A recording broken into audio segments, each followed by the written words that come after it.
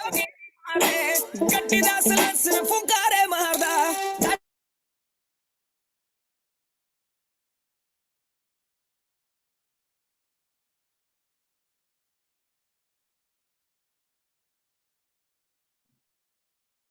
Hello, everybody. Good evening.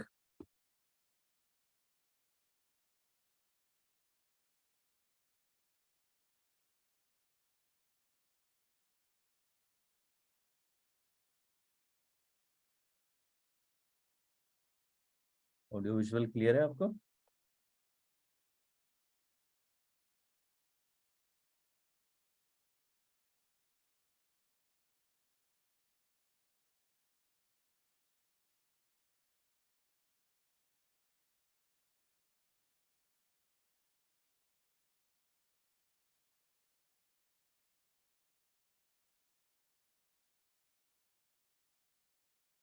Let me adjust the camera.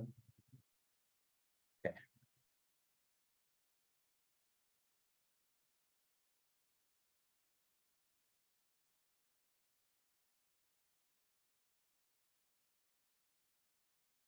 So, क्या हाल चाल आपके? धन्यवाद जी, धन्यवाद।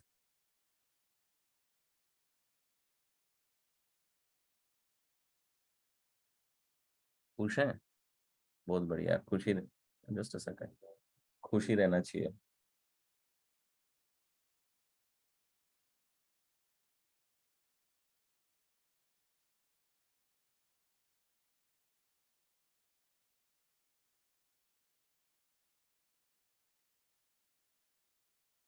पॉडकास्ट देखा आप लोगों ने?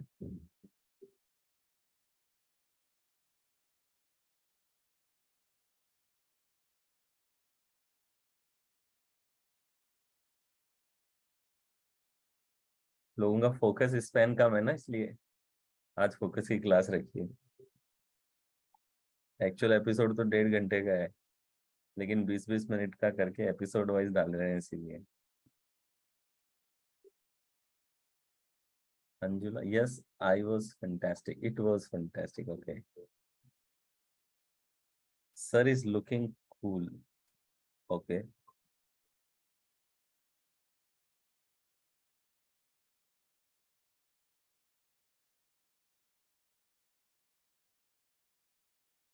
अभी परसों अमीश त्रिपाठी जी के साथ में शूट किया है, वो तो बहुत अमेजिंग शूट हुआ है, मतलब बहुत ही ब्यूटीफुल।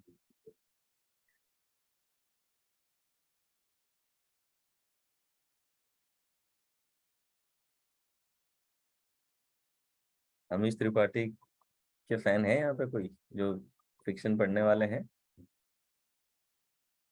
कौन कौन पढ़ता है?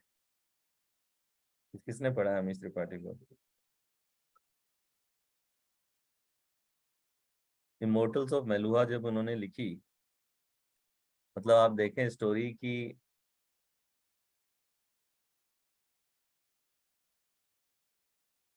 कि वो अपने फादर और फैमिली मेंबर के साथ में कुछ तो भी देख रहे थे, जहाँ पे क्वेश्चन आया गुड और इविल का, कि गुड क्या है और इविल क्या है। ये क्वेश्चन ने उनको इतना ज्यादा इंट्रीग कर दिया, इतना ज्यादा एक्साइट कर दिया, कि उसी क्वेश्चन से शुरुआत हुई इमोर्टल्स ऑफ मेलुहा की, उसी क्वेश्चन को परसू करते करते। और उनका कहना है कि अपनी पूरी पढ़ाई में, पूरे जिंदगी में कभी भी उन्होंने लेखन नहीं किया था, नेवर, कि वो क्रिएटिवली लिखेंगे, ऐसा उन्होंने कभी भी नहीं सोचा था कि मैं कभी क्रिएटिवली प्रोफेशनली इस चीज को लिखूंगा। तो आप सोचें कि कई बार आपके अंदर की, मैंने कहा ना कि many times you don't find purpose, your purpose will find you.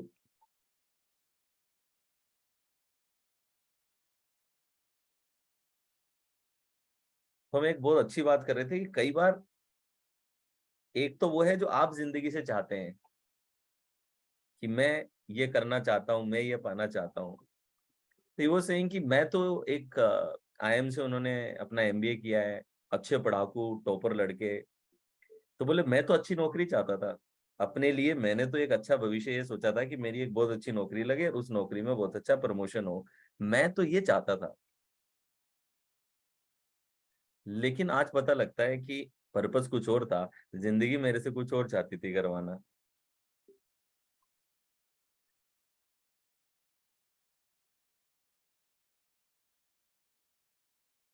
आज बता रहे थे कि 10 किताबें लिख दी हैं टोटल, और 10 किताबें मिलके 70 मिलियन कॉपीज बिक चुकी हैं, 70 मिलियन कॉपीज। और इमोर्टल्स ऑफ मेलुआ जो है वो one of the highest sold copies में से एक है किसी इंडियन ऑथर द्वारा। और मजे की बात बताऊं आपको, जब इन्होंने किताब लिखी तो वो एक बैंक में नौकरी कर रहे थे, बैंक में नौकरी करते करते लिखते थे। जब इन्होंने किताब फिनिश कर ली, एक भी पब्लिशर ने इन्हें सेलेक्ट नहीं किया, सारे पब्लिशर ने रिजेक्ट कर दिया कि नहीं ये नहीं चलेगा। अब हम कई बार ये सोचते हैं कि पब्लिशर जो इतनी सारी किताबें छाप रहा है, इतना कुछ लिख रहा है, उसे तो आइडिया होना चाहिए ना कि क्या चलेगा और क्या नहीं चलेगा। कई बार आप अपने पास्ट कंडीशनिंग से इतने प्रभावित होते हैं कि आपको कुछ नया मिलता है तो आपके दिमाग के लिए एक्सेप्ट करना भी मुश्किल हो सकता है, अनुभव होने के बावजूद भी आपके लिए मुश्किल हो सकता है कि ये चल सकता है क्या। इसलिए आपको याद हो तो मैं क्लास की शुरुआत में कहता हूँ कि don't expect anything from the class, just have an intention to learn. तो because our expectations are also coming from our existing patterns, sometime हमें ही नहीं पता होता कि हम जो लाइफ से एक्सपेक्ट कर रहे हैं वो सही भी है कि नहीं है। तो आप देखें कि ही सेल्फ पब्लिश्ड, और उसको इतना ट्रैक्शन मिलने लगा कि पब्लिशर्स की लाइन लग गई। एंड उनकी जब सेकंड शिवा ट्रायोलॉजी की सेकंड सीरीज जब लॉन्च हो रही थी, तो उस टाइम पे ही बिकेम, जिस ऑथर को हाईएस्ट कॉन्ट्रैक्ट मिला हो for one book, he got a contract of 5 crore. 5 crore का कॉन्ट्रैक्ट उन्हें मिला था, जो कि आज तक कभी किसी इंडियन ऑथर को नहीं मिला है।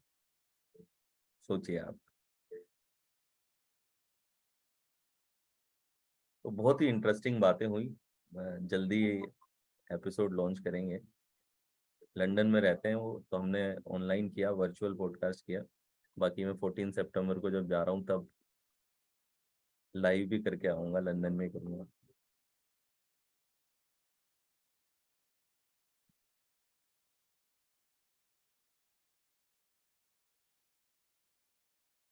सीक्रेट लाइफ ऑफ नागाज, अभी उनका और भी सीरीज आया है ना, राम पे भी शायद कुछ, रामचंद्र या ऐसे कुछ करके भी उनका एक नया।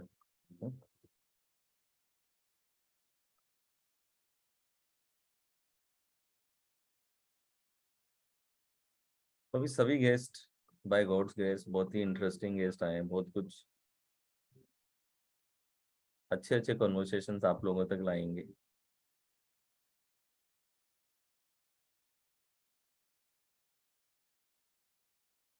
तो चलिए हम आज की अपनी क्लास पे आ जाते हैं।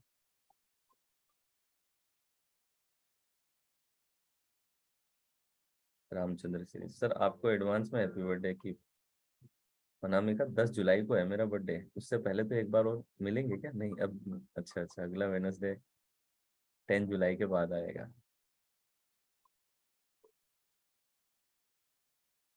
जय किशोर जी का सेकेंड एपिसोड आने वाला है, साइंस वर्सेस स्पिरिचुअलिटी पे काफी बातें की हैं हमने।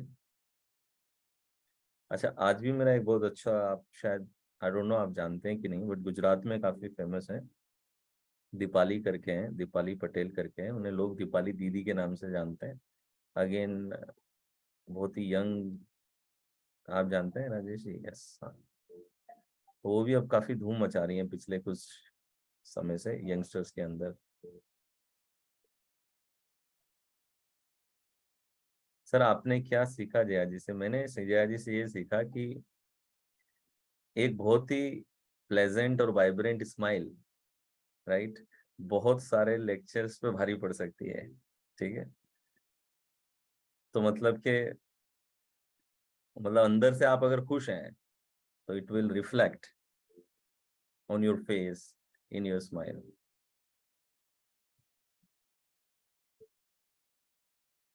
एक बहुत, हालांकि उनका कॉन्टेक्स्ट स्पिरिचुअलिटी का रहता है, तो मैंने उनसे एक सवाल पूछा था कि आजकल बहुत सारे फेक गुरुज आते हैं मार्केट के अंदर, तो किसी इंसान को स्पिरिचुअल रास्ते में जाना है तो कैसे आइडेंटिफाई करे कि कौन सही गुरु है कौन फेक।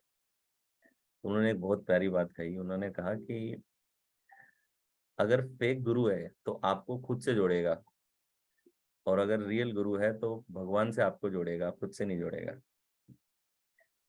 तो वहां से देखो कि गुरु सिर्फ आपको अपने आप को अपना फॉलोअर बना रहा है या फिर भगवान से जोड़ रहा है। बोले कई लोग होते हैं जो खुद से जोड़ते हैं कि मुझे फॉलो करो, मुझे फॉलो करो, मैं हूँ, भगवान को नहीं करते। तो ये एक अच्छा पॉइंट था उनका, very nice point.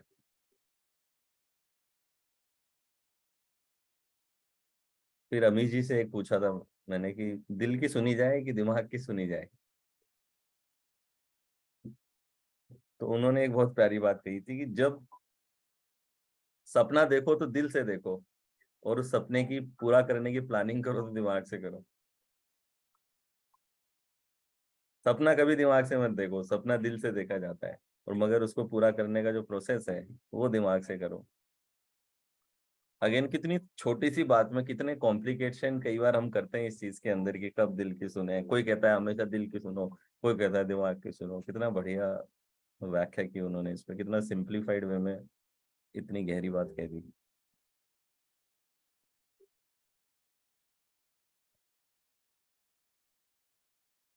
Happy birthday in advance. अरे तो अभी तो आप सब तो मेरे से कनेक्टेड हो भाई,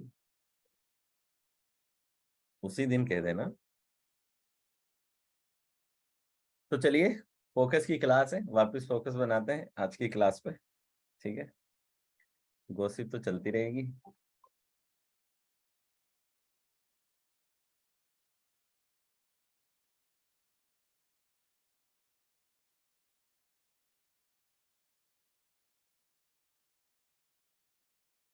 how to wish you, Instagram पे विश कर दें आप मुझे, वहीं सबसे ज्यादा पाया जाता हूँ मैं, अपार्ट फ्रॉम क्लासेस। तो चलें, कितने लोगों को लगता है कि अपने फोकस पे काम करने की जरूरत है? How many of you think that you need to work on your focus? अपने फोकस लेवल्स पे काम करने की जरूरत है।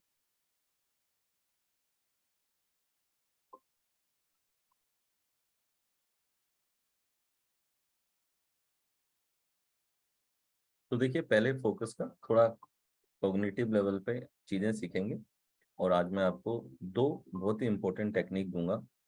दोनों इंडियन मोनेस्ट्रीज की टेक्निक्स हैं, जो कि मोनेस्ट्रीज में बहुत पढ़ाई जाती हैं। और जब भी आप अगर संसार छोड़ करके और एक पूरा अपना जीवन अलग तरीके से बिताना चाहते हैं, तो सबसे पहली ट्रेनिंग जो है वो कंसंट्रेशन पे मिलती है। तो आप सोचें कि कितना इम्पोर्टेंट, कितना पावरफुल लेवल ऑफ कंसंट्रेशन चाहिए होगा जब इतना बड़ा ट्रांजिशन। आप तो फिर भी एक आधी आदत अपने जीवन की बदलना चाह रहे होंगे। ठीक है, तो ये टेक्निक्स इतनी पावरफुल है कि ये आपको बहुत काम करेंगी, संन्यास लेने में नहीं, बट आपके जीवन में फोकस लाने में, कंसंट्रेशन लाने में।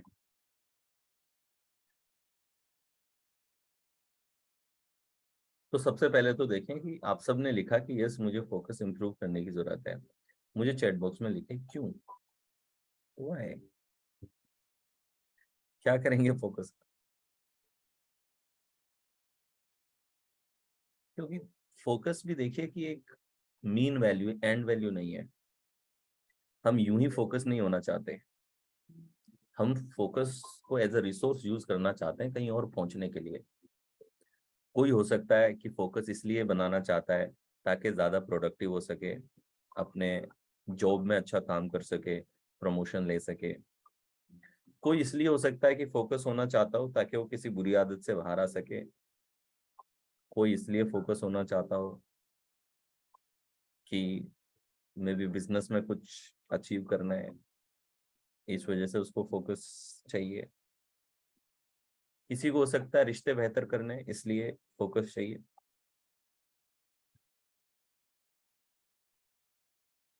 सीखना है, लर्न करना है, पढ़ना है, अच्छे नंबर लाने हैं। Yes. बढ़िया टाइम को मैनेज करना चाहते हैं, अच्छी हेल्थ वेल्थ क्रिएट करना चाहते हैं।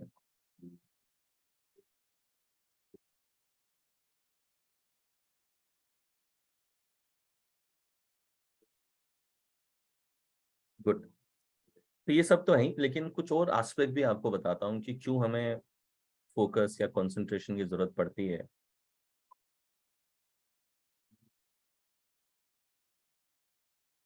नंबर वन देखें कि किसी भी आपकी जो लाइफ की क्वालिटी है, आपकी लाइफ की क्वालिटी आपके मोमेंट बाय मोमेंट एक्सपीरियंस पे निर्भर करती है कि every moment what you are experiencing is defining the quality of your life. Yes और नो?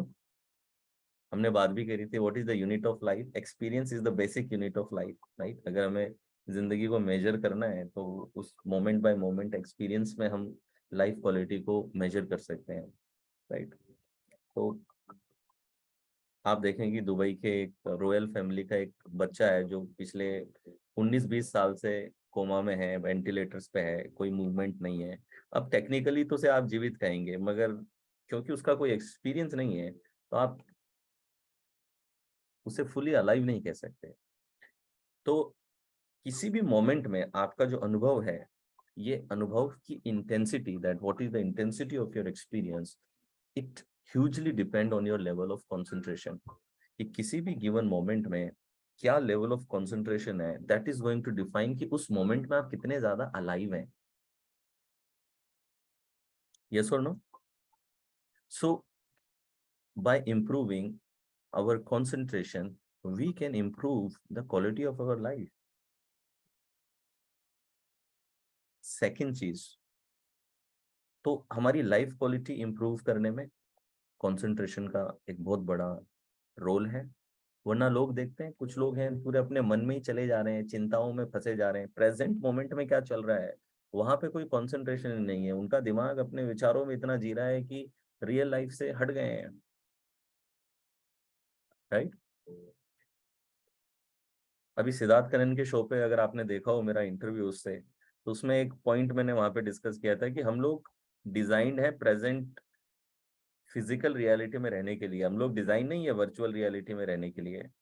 लेकिन हम लोग क्यों? क्योंकि आजकल इतना वर्चुअल रहते हैं, इतना डिजिटल रहते हैं, इतना विचारों के अंदर रहते हैं कि हमारी इमेजिनेशन में ही जिए जा रहे हैं, माइंड में ही जी रहे हैं लाइफ को। जो लाइफ हो रही है बाहर, उससे तो पूरा डिस्कनेक्टेड ही है, वहां तो फोकस ही नहीं है। ठीक है?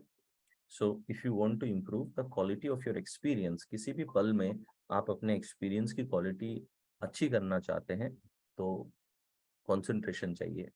Second, if you want to make right decisions, अच्छे फैसले लेना चाहते हो, तो उसमें भी कंसंट्रेशन बहुत इंपॉर्टेंस रखती है। क्यों? क्योंकि जब आप कंसंट्रेटेड होते हैं तो आपकी ऑब्जर्वेशन बेटर होती है। ठीक है? कंसंट्रेशन से ऑब्जर्वेशन बेटर होती है, और बेटर ऑब्जर्वेशन से आप बेटर डिसीजन ले सकते हैं। तो इवन एक अच्छा कंसंट्रेटेड माइंड बेटर चॉइसेस ले पाता है, और बेटर चॉइसेस मतलब बेटर रिजल्ट्स लेंगे आप। तो कंसंट्रेशन आपकी जो चॉइस मेकिंग मैकेनिज्म है उसको भी बेहतर करती है, because you become your observation is more refined. ज्यादा ऑब्जर्वेशन बेटर होने की वजह से you can take better decisions. Third चीज, it improve your relationships as well. Concentration का रिसोर्स सिर्फ लर्निंग में या पढ़ाई में, एग्जाम में, प्रोडक्टिविटी में ही इम्पोर्टेंट नहीं है। कंसंट्रेशन बेहद इंपॉर्टेंस रखती है अगर आप अपने रिश्तों को इम्प्रूव करना चाहते हैं। तो क्यों? क्योंकि हर रिश्ते का एक इम्पोर्टेंट एस्पेक्ट है कम्युनिकेशन, और कम्युनिकेशन का एक इम्पोर्टेंट एस्पेक्ट है लिसनिंग, और लिसनिंग के लिए कंसंट्रेशन चाहिए। आप देखते हैं लोग, बहुत से लोग आप देखते हैं जिनमें लिसनिंग एबिलिटी बहुत वीक है। आपसे बात कर रहे हैं लेकिन अपने फोन पे लगे हुए हैं, दिमाग में कुछ और चल रहा है, हाँ हूँ चल रही है, राइट? तो कई बार किसी को आप जो सबसे बढ़िया तोहफा दे सकते हैं अपनी प्रेजेंस में, वो ये दे सकते हैं that you are properly listening with concentration. और जब आप कंसंट्रेशन के साथ में सुनते हैं तो ऑफ कोर्स आप बेटर कम्युनिकेशन स्टेब्लिश करेंगे। अब ज्यादातर लोग तो लिसनिंग आती नहीं है उन्हें, ठीक है? वो मतलब किसी को सुन नहीं रहे होते हैं, उल्टा अपना जवाब तैयार कर रहे होते हैं। सामने वाला बोल रहा है, ये अपना जवाब तैयार कर रहा है कि जवाब क्या देना है। कितने लोग ऐसा करते हो मुझे बताओ जरा चैट बॉक्स में, कि किसी से बात करते समय उसको पूरा सुनने के बजाय अपना जवाब तैयार करने में लगे रहते हैं कि मुझे क्या जवाब देना है।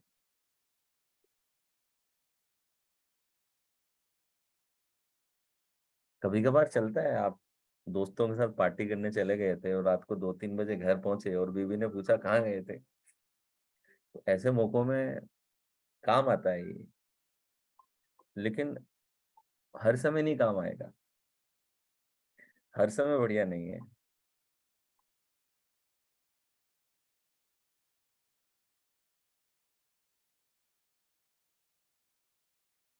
तो यू हैव टू लिसन। ठीक है, आप में से कई लोग मेरे साथ कोच जर्नी पे भी हैं, कोच भी बन रहे हैं या बनने वाले हैं। तो कोचिंग में भी एक बहुत इंपॉर्टेंट नियम है लिसनिंग। ओके, आप क्वेश्चन आंसर्स में देखते हैं, जब हम फाउंडेशन में इतने सारे लोग इतने प्रकार के सवाल पूछते हैं, इतने सारे नए नए क्वेश्चंस आते हैं, तो कई लोग कहते हैं कि आंसर्स कैसे इतना स्पॉन्टेनियसली आते हैं आपको। कोई स्पॉन्टेनियसली आंसर का कोई रूल नहीं है, it just that if you listen properly you will understand better. ठीक है, सो कंसंट्रेशन जो है वो आपको इम्प्रूव करेगा और हेल्प करेगा आपके रिश्तों को बेहतर करने में। ठीक है, तो apart from productivity, performance, mental clarity, using your cognitive resources, be in resourceful states, ये सारे तो फायदे हैं, बट साथ में और भी डीपर फायदे हैं जो कि फोकस डेवलप करने से आपके अंदर आते हैं। अब सवाल उठता है कि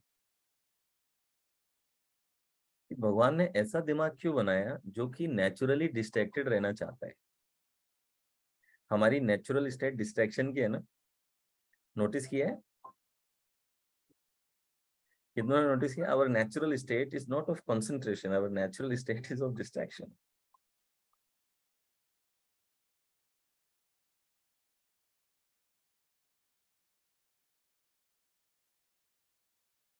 यस, इसका बेस्ट एग्जांपल देखना हो तो जिसके घर में छोटा बच्चा है उसके घर की हालत देख लेना।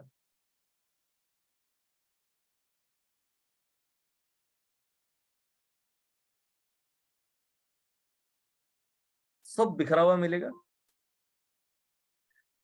ऑर्गेनाइज्ड कम मिले, ऑर्गेनाइज नहीं मिलेगा, सब कुछ बिखरा हुआ मिलेगा। राइट,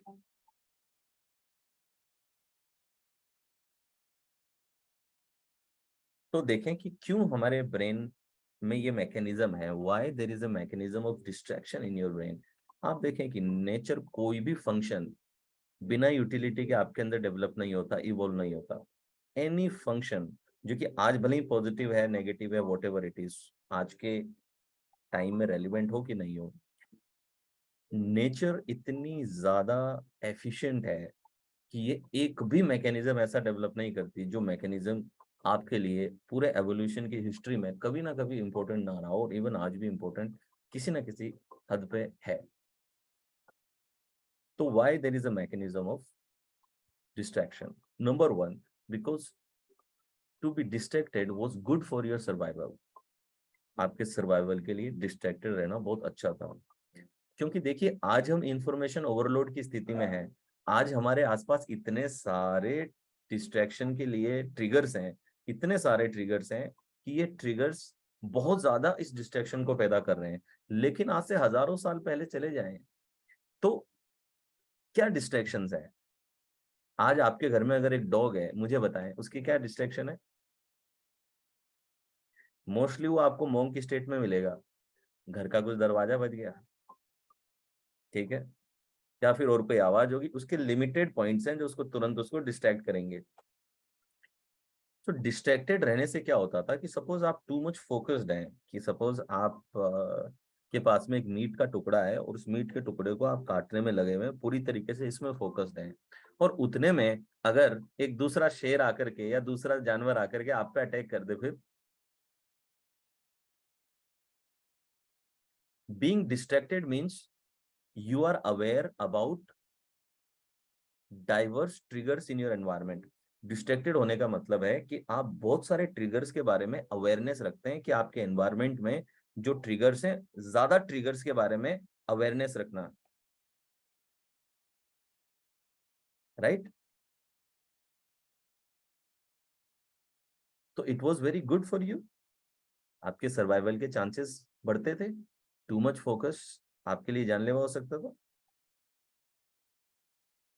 तो सर्वाइवल के लिए एक इंपॉर्टेंट स्ट्रैटेजी थी, but the positive point was that there were not too many distraction. आपके गिने चुने डिस्ट्रैक्शंस थे, जो गिने चुने डिस्ट्रैक्शंस आपकी सेफ्टी के लिए मदद करते थे। लेकिन अब वही मैकेनिज्म हमारे लिए प्रॉब्लम बन गया है, क्योंकि हमने इतने सारे ट्रिगर्स बना लिए हैं अपने एनवायरनमेंट में कि अब ये ट्रिगर्स उस फिनोमिना को मिसयूज कर रहे हैं।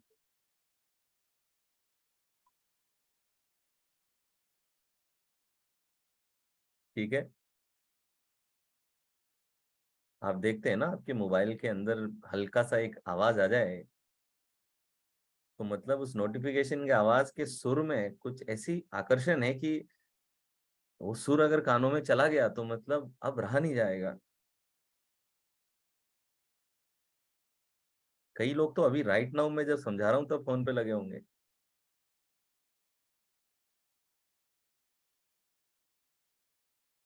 तो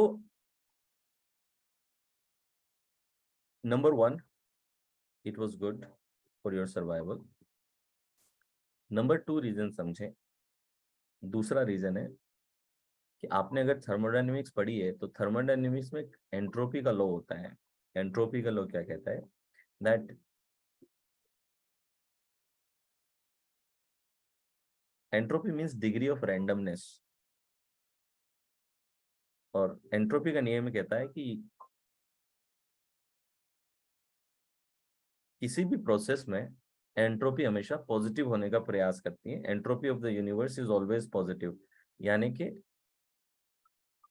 चीजें नेचुरली डिस्ट्रैक्शन की तरफ जाती हैं, रैंडमनेस की तरफ जाती हैं, ऑर्गेनाइज होने की तरफ नहीं जाती हैं। इसका बेस्ट एग्जांपल आपके घरों में मिलता है। मुझे बताएं, घर अपने आप बिखर जाता है या फिर अपने आप सिमट जाता है? क्या चीज अपने आप होती है? क्या आप अपने घर को प्लान करके बिखेरते हैं?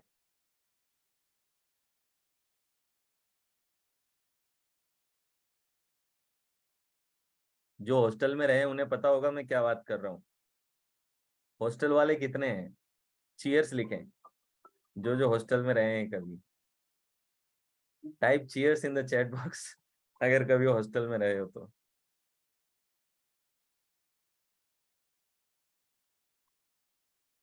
हाँ, तो ये जो हॉस्टल वाले हैं, आप तो जानते हैं ना कि हॉस्टल के रूम की एंट्रोपी कैसे बढ़ती है, कि कब अलमारी में रखा सामान धीरे धीरे बेड पे आने लगता है, मोजे कहाँ जाने लगते हैं, जूते कहाँ जाने लगते हैं। एंट्रोपी बढ़ती रहती है, randomness. Entropy means degree of randomness. चीजें बिखरने लगती हैं। फिर एक पीक पॉइंट आता है जहां पे इक्विलिब्रियम आ जाता है। किसी भी चीज के बिखरने की एक पॉइंट है जिसके आगे वो नहीं बिखर सकती। फॉर एग्जाम्पल, कि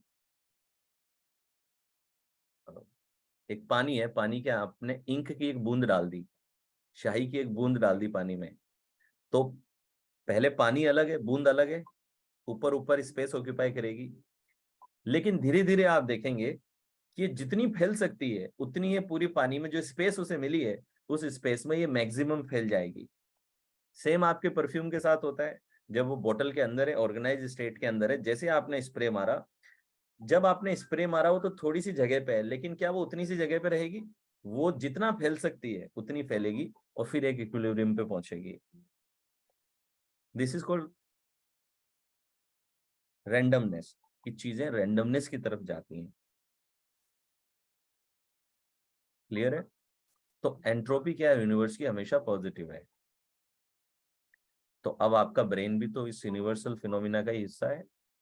तो आपका जो माइंड है, इसमें भी थॉट्स जो हैं वो रैंडमनेस की तरफ जाने का प्रयास करती हैं।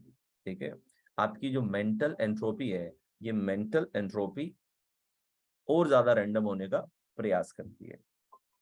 इसलिए आपके ब्रेन के लिए ये आसान होता है डिस्ट्रैक्टेड रहना। इसमें कॉन्शियस एफर्ट नहीं लगता है, लेकिन आपको ऑर्गेनाइज होना है तो कॉन्शियस एफर्ट लगेगा। एंड कॉन्शियस एफर्ट के लिए you will have to put extra energy, आपको एक्स्ट्रा एनर्जी जाएगी, एक्स्ट्रा कॉग्निशन जाएगा, इसलिए।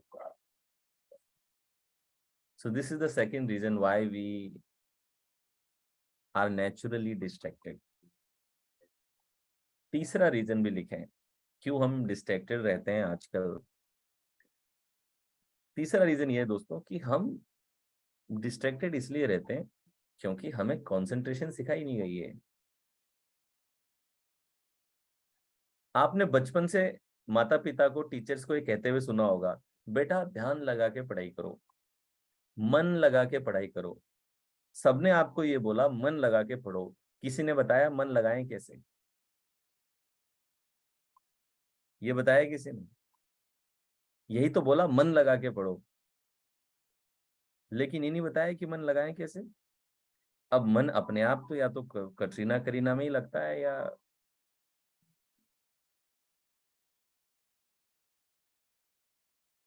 अपने आप तो सही चीजों में तो कम ही लग पाता है।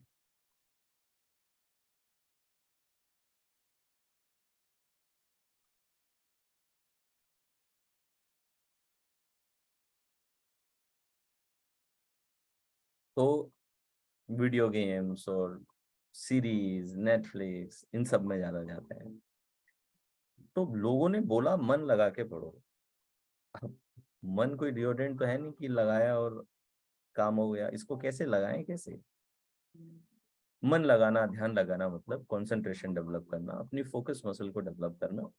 ये टेक्निकली किसी ने हमें फॉर्मली सिखाया नहीं है, बस आदेश दिया गया है कि ये करो। अब मुझे बताएं कि सपोज आप गिटार बजाना सीखते हैं, तो पहले तो आपको कोई आके सिखाएगा ना कि गिटार कैसे बजाते हैं। तो फर्स्ट इज कि किसी काम को कैसे करते हैं वो बताना पड़ेगा, और फिर प्रैक्टिस होगी। उसके बाद एक बार आपने कुछ काम करना सीख लिया, उसके बाद तो प्रैक्टिस चालू हो जाती है। देन आप लॉ ऑफ प्रैक्टिस यूज करते हैं। लॉ ऑफ प्रैक्टिस क्या है? लॉ ऑफ प्रैक्टिस ये है कि किसी भी काम को अगर आप 10,000 घंटे दे दें, तो उस काम में आप बिल्कुल एक्सपर्ट लेवल की स्थिति में होंगे।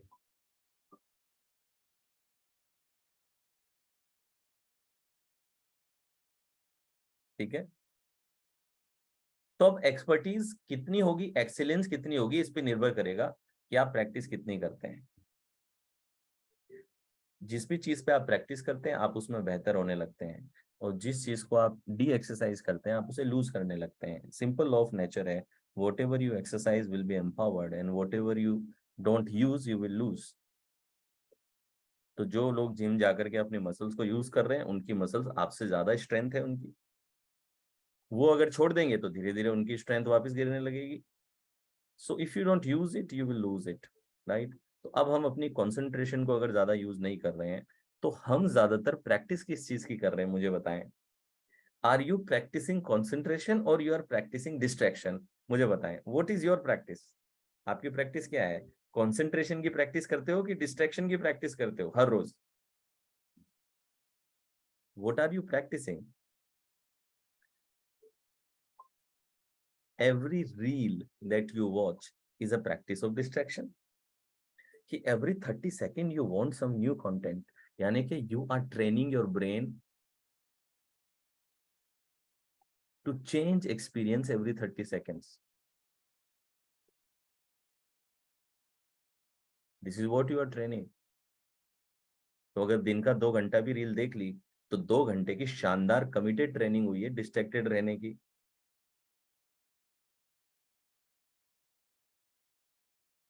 तो आप 6 महीने, 8 महीना, साल, 2 साल ये कर लिया, तो उसके बाद तो आप डिस्ट्रैक्शन के मास्टर हो जाएंगे। You will be master of distraction.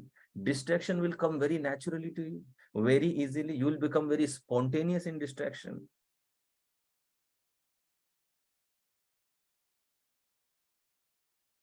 Yes or no? You will achieve mastery.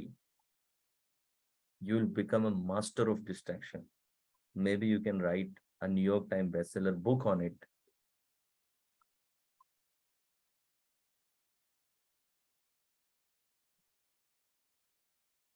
यही तो लॉ ऑफ प्रैक्टिस है। जिसकी प्रैक्टिस करोगे वही ग्रो करेगा, because we are practicing distraction we are becoming very good in it.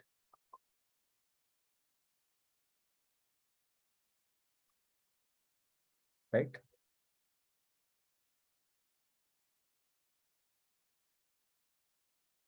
सो पहले तो सीखना पड़ेगा। अब अगर आपकी कंसंट्रेशन वीक है तो मैं नहीं समझता कि इसमें आपकी गलती है, क्योंकि पहली चीज तो ये कि आपको ये नहीं सिखाया गया कि कंसंट्रेट करे कैसे। तो जब सिखाया ही नहीं गया तो प्रैक्टिस कहाँ से करोगे। फिर प्रैक्टिस पे निर्भर करता है कि आप उसमें कितना एक्सेल करेंगे। एक्सीलेंस प्रैक्टिस से आती है, लेकिन पहले सिखाए तो सही कि गिटार कैसे बजाना है। अब आपकी प्रैक्टिस पे निर्भर करेगा कि आप गिटार बजाने में कितने महारथी होंगे। ये निर्भर करेगा आपकी प्रैक्टिस की क्या लेवल है, क्या कंसिस्टेंसी है। और ये इस पे निर्भर करती है कि आप गिटार बजाना सीख क्यों रहे हैं। अगर आप गिटार सिर्फ इसलिए बजाना सीख रहे हैं क्योंकि लड़कियां इंप्रेस होती हैं, तो शायद महीने में एक दो बार भी गिटार बजाएंगे तो आपका काम चल जाएगा। लेकिन आप इसलिए गिटार बजाना चाहते हैं क्योंकि आपको अपना बैंड बनाना है, तो शायद आप रोज 1 घंटा 2 घंटा प्रैक्टिस करेंगे। अगर आपको इस लेवल पे पहुंचना है कि पूरी दुनिया में आपका नाम पहुंचे, तो रोज 7-8 घंटा लगेगा। आपका मोटिव तय करता है कि आप किसी चीज में कितना एक्सीलेंस हासिल करेंगे। What is the motive. If the motive is small, your consistency will also be small. तो अगर मोटिव गिटार बजाने का ये था कि कोई इंप्रेस होता है, तो जैसे ही गिटार बजाते समय उंगलियां कटने लगेंगी, दिमाग कहेगा यार और कौन सा तरीका इंप्रेस करने का। जिम चला जाता हूँ, 6 पैक से शायद इंप्रेशन पड़ जाए। जिम जाकर के वहां पे थोड़ा सा लगेगा कि नहीं यार यहाँ पे भी थोड़ा डिफिकल्टी होती है, तो और कोई तरीका ढूंढेगा।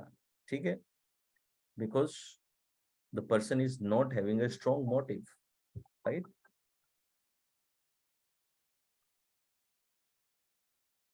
सो डिस्ट्रैक्शन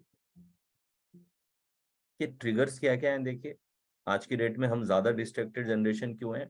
हालांकि हम डिस्ट्रैक्शन हमेशा से ही था, ऐसा नहीं है कि अभी बहुत ज्यादा, अभी ट्रिगर्स बहुत ज्यादा हो गए हैं। बाकी हमारे माइंड में डिस्ट्रैक्टेड रहने का पोटेंशियल तो हमेशा से रहा है। आपने देखा जब अखबार आए थे नए नए, जब नया नया न्यूज़पेपर आने लगा, ठीक है, हम में से बहुत से लोग तो एग्जिस्ट भी नहीं करते होंगे, लेकिन आप अगर रिसर्च करें तो आप पाएंगे आज जैसे फोन है ना, उस टाइम पे अखबार हुआ करते थे।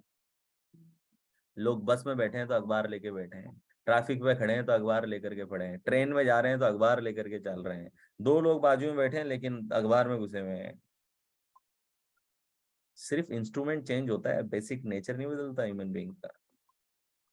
ठीक है। फिर अखबारों को किसने रिप्लेस कर दिया, अखबार गए तो फिर बाद में धीरे धीरे आगे के इंस्ट्रूमेंट आ गए। आज मोबाइल है और क्या है। टीवी आया था, सब टीवी में घुसे थे।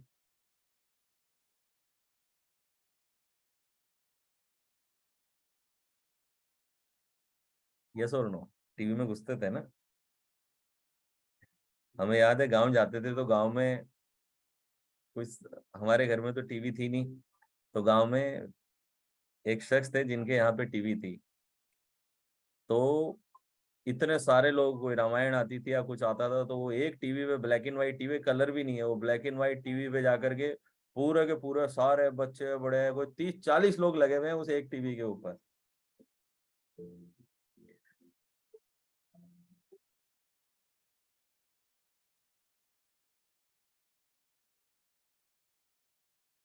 देखा है वो भी दोस्त।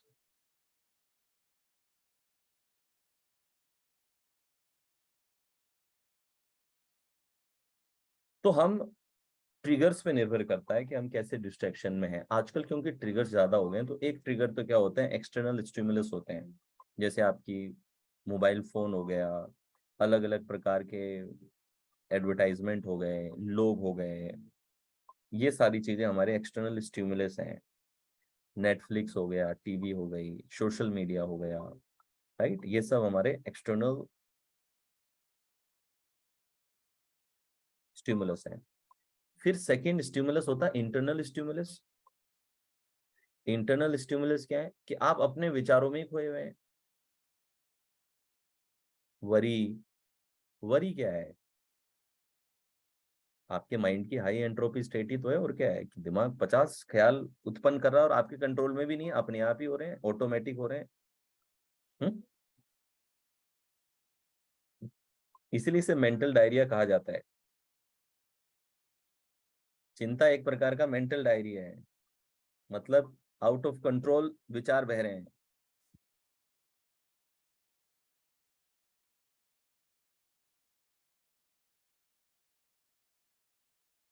तो इंटरनल स्टिमुलस क्या क्या हो सकते हैं? आपकी थॉट्स इंटरनल स्टिमुलस हो सकती हैं, प्लस कई बार आपकी बॉडी सेंसेशंस भी हो सकते हैं। कई बार हार्ट के पास एक बर्न हो गया, उसने आप अपना कुछ काम कर रहे थे, सडनली हार्ट के पास कुछ बर्निंग सेंसेशन हुआ, आप उस पर गए, उसके ऊपर काम करने लगे। तो स्टिमुलस दो प्रकार के होंगे, कुछ एक्सटर्नल स्टिमुलस होंगे और कुछ होंगे इंटरनल। इंटरनल में कुछ शरीर से आ रहे होंगे, कुछ मन से आ रहे होंगे।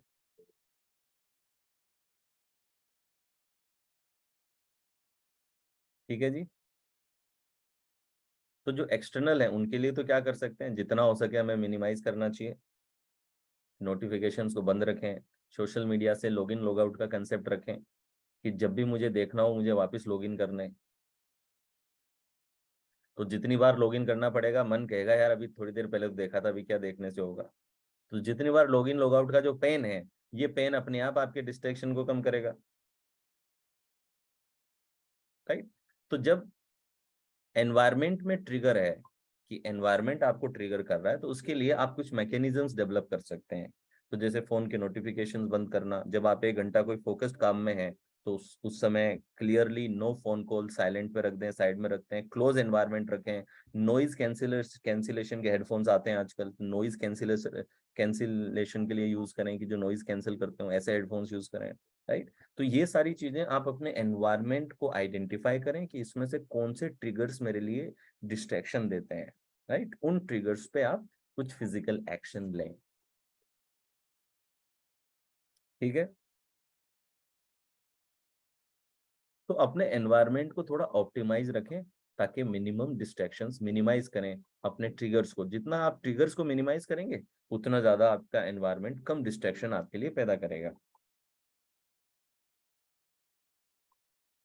इसलिए आप देखते हैं लोग विपासना वगैरह में जाते हैं तो कैसा बिल्कुल ट्रिगरलेस एनवायरनमेंट में आप रहते हैं।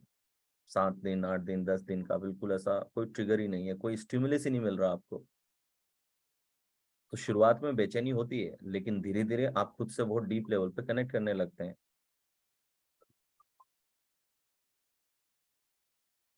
राइट। वो कहते हैं ना, कई बार आपके बाहर इतनी आवाजें हैं कि आपके अंदर भी एक नॉइज चल रही है, सुर चल रहा है, उसको सुनने के लिए कई बार बाहर की आवाजों को बंद करना पड़ेगा ना।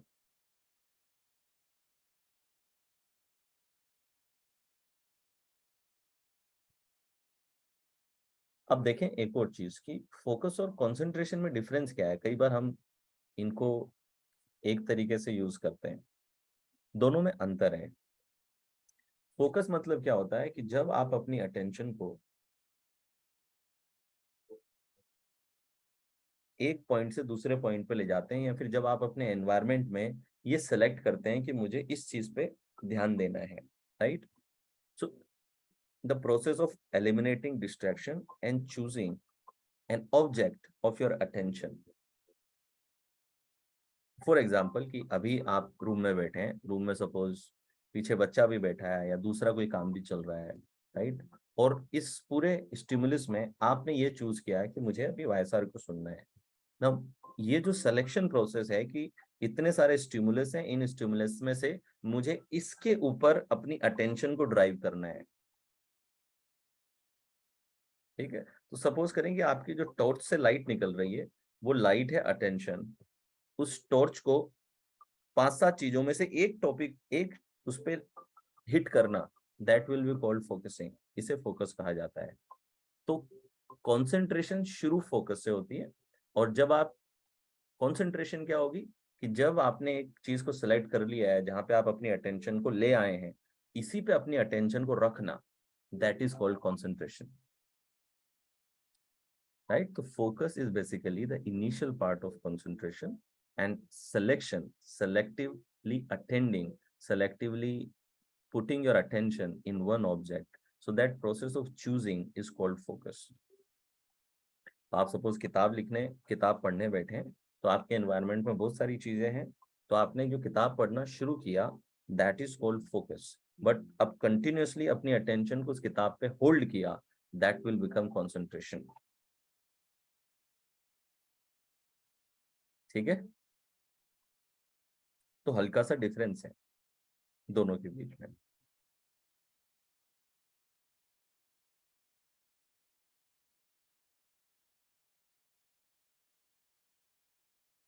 तो आप देखें कि क्या किया जाए अपनी कंसंट्रेशन को डेवलप करने के लिए. How we can develop concentration.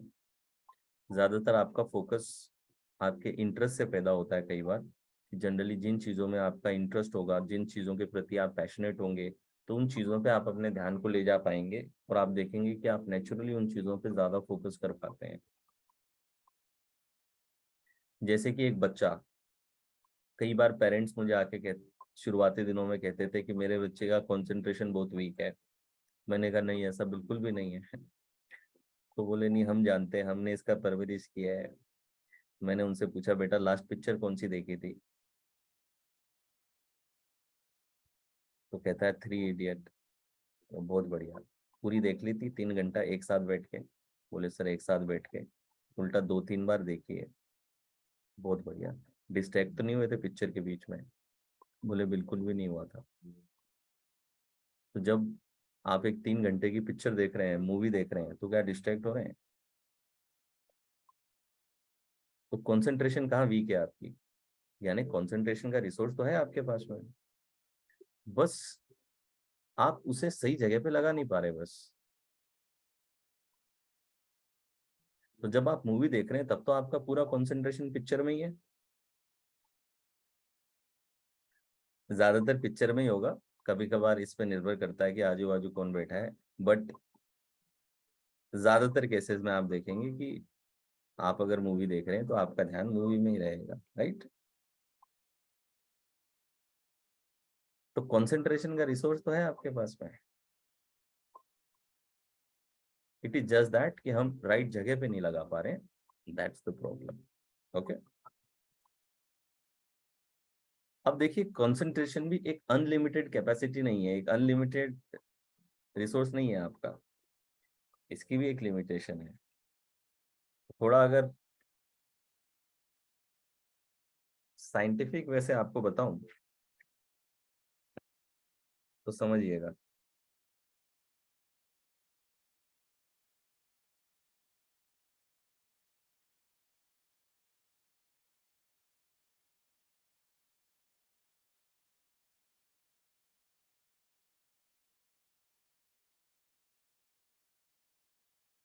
देखें,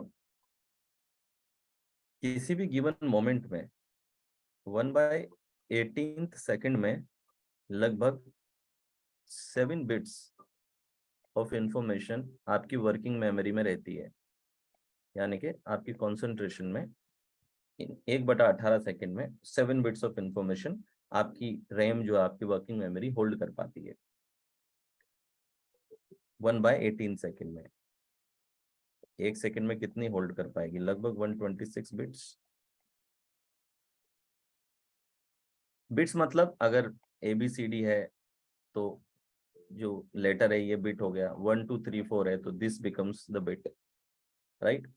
कई बार एक सेंटेंस है तो हर एक सेंटेंस का जो एक वर्ड है, दैट वर्ड, तो एनी चंक ऑफ इंफॉर्मेशन, एक इंफॉर्मेशन का चंक, आप उसे बिट कह सकते हैं. इसलिए आप देखते हैं कि आपने फोन नंबर हमेशा 7 डिजिट की क्यों होते हैं?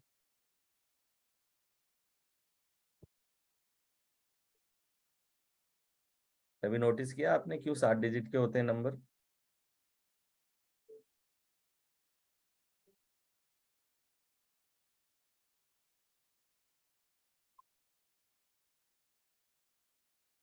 यस. वैशाली 10 के होते हैं क्या? हाँ, मतलब पहले जो 3 होते हैं वो क्या कंट्री कोड वगैरह होते हैं, वो फिक्स रहते हैं, मतलब इस तरीके से रहता है. 10 होते हैं, बट जब टेलीफोन शुरू हुए थे ना तो 7 डिजिट के ही हुआ करते थे. 7 डिजिट्स के ही रखते थे।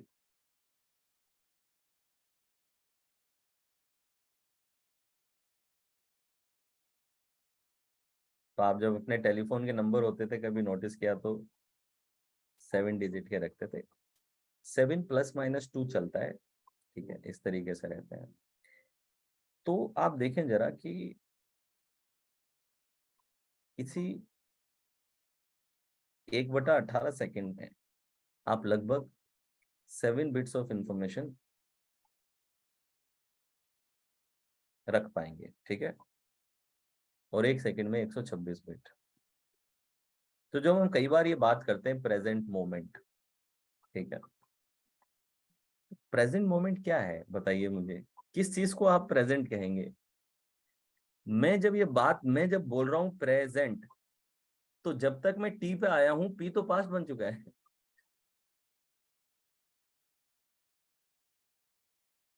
तो आप प्रेजेंट को भी प्योरली प्रेजेंट में बोल ही नहीं सकते।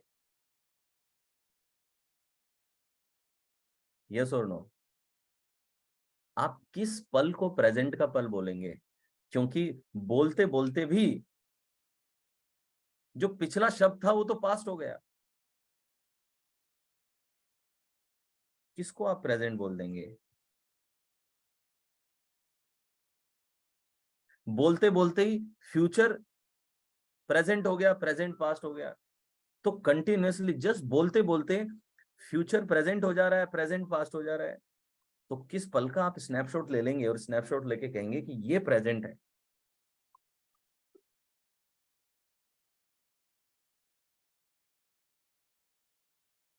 यस और नो? किसे प्रेजेंट कहेंगे? आपको पता है, आप जब अपने आप को आईने में देखते हैं तो आप अपने प्रेजेंट सेल्फ को नहीं देखते हैं, आप अपने पास्ट को देखते हैं, ठीक है, क्योंकि आईने से लाइट रिफ्लेक्ट होकर के आप तक पहुंचने में समय लेती है। हालांकि बहुत ही इतना कम समय है कि नेग्लेक्ट किया जा सकता है, लेकिन समय तो लेती है। तो जो इंसान आपको आईने में दिख रहा है वो आपका पास्ट इमेज है, वो आपकी प्रेजेंट इमेज नहीं है। बिकॉज आप अगर एक आईने से दूरी पे हैं तो लाइट को समय तो लगा है आप तक पहुंचने के लिए। तो जब आप सुबह उठ करके सन को देखते हैं तो सूरज से लाइट को अपने प्लेनेट पे पहुंचने में 8 मिनट लगते हैं। तो जब आप सन देख रहे हैं, आप 8 मिनट पुराना सन देख रहे हैं। तो अगर इस पल अगर सन खत्म हो जाए तो धरती पे पता चलने में 8 मिनट लगेंगे।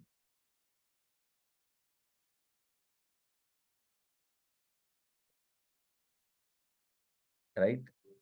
तो प्रेजेंट मतलब क्या?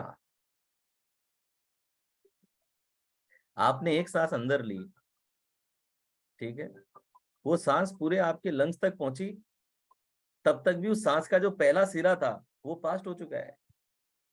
आखिरी सिरा जब अंदर हुआ तब तक पहला सिरा तो पास्ट हो गया। यस और नो? तो आप जब कहते हैं कि प्रेजेंट, तो क्या है प्रेजेंट? किसे आप प्रेजेंट कह देंगे? कितनी देर तक प्रेजेंट मोमेंट रहता है?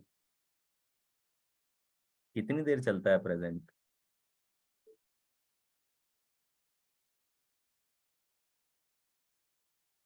हम्म?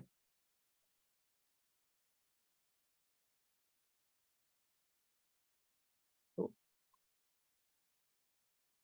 एक प्रेजेंट मोमेंट का ड्यूरेशन है 1/18 सेकेंड, ठीक है।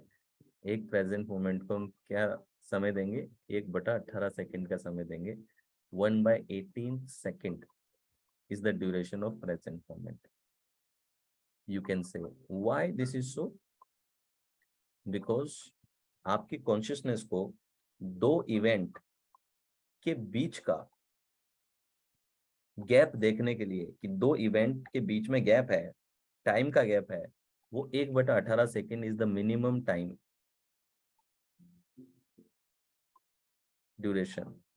अगर इससे ज्यादा गैप है, यानी कि 1/18 सेकेंड से कम गैप है, तो आपकी कॉन्शियसनेस ये आइडेंटिफाई नहीं कर सकती कि पहला क्या था, बाद वाला क्या था। एग्जैक्टली इसी कॉन्सेप्ट को यूज किया जाता है आपको पिक्चर दिखाने के लिए।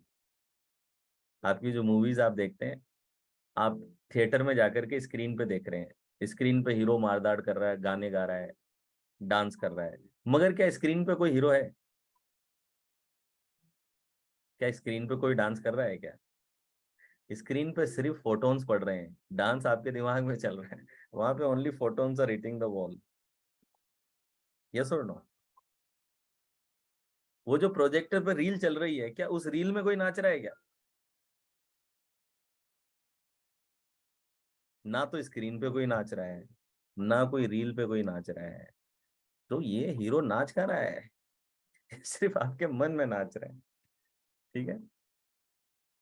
ना तो रील पे नाच रहा है, ना आपकी स्क्रीन में नाच रहा है। और ये आपकी मन में इसलिए नाच पा रहा है क्योंकि आपका मन 1/18 सेकंड से कम का अगर गैप दो पिक्चर के बीच में आ जाए तो ये उसे डिफरेंशिएट नहीं कर सकता।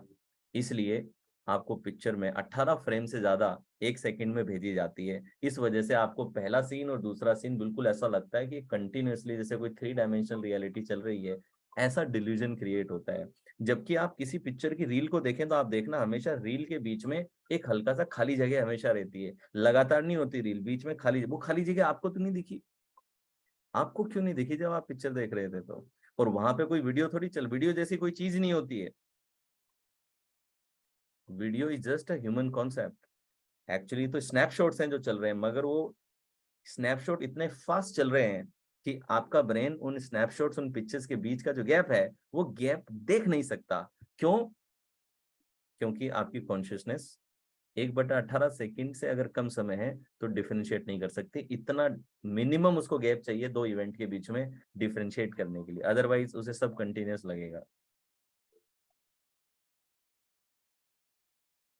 हाँ, चाहे वीडियो को, कोई भी वीडियो, कुछ भी कर रहे हो आप, ठीक है? हर कैमरा क्या करता है, कैमरा बहुत जल्द इतनी तेजी से फोटो खींचता है कि वो गैप आप नहीं देख सकते, जिसकी वजह से आपको ऐसा लगता है कि सब कुछ कंटिन्यूअस है। वरना कैमरे में नाच रहा है क्या कोई? आपने अपने फोन में कोई रिकॉर्ड कर लिया किसी को, तो फोन में कोई नाच रहा है क्या? आपको क्यों नाचता हुआ दिख रहा है?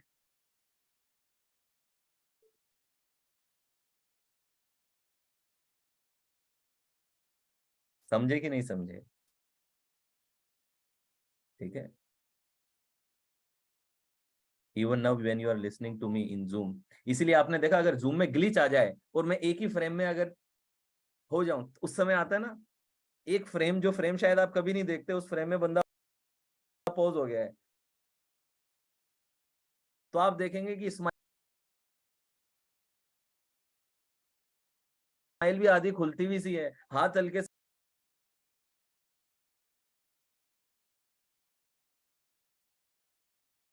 से ऊपर जाते हैं, एक बहुत अच्छा सा सीन बन जाता है कई बार तो।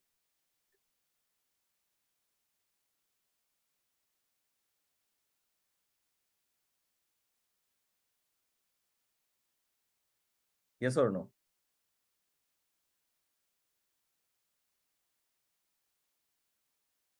अब आप देखेंगे जैसे कैमरा है, कैमरा रियलिटी को स्नैप बाय स्नैपशॉट कैप्चर करता है, स्नैपशॉट्स लेता है, और फिर उस स्नैपशॉट्स को इतना फास्ट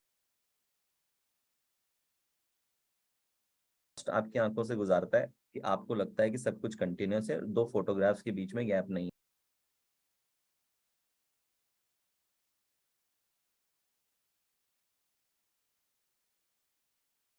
है। अब कभी सोचिएगा कि आपकी आंख भी तो कैमरा ही है, तो जो रियल वर्ल्ड है वो भी क्या कंटिन्यूअस है, या फिर डिजिटल है?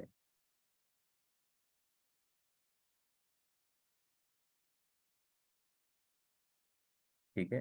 तो जब आप रियलिटी में मुझे देख रहे हैं, वर्चुअली नहीं, फिजिकली जब आप लोगों को देख रहे हैं, और लोग जब हाथ मूव कर रहे हैं, कोई भी मूवमेंट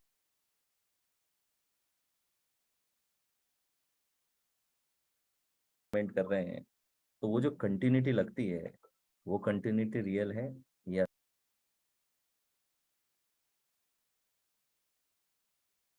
फिर वो कंटिन्यूटी भी,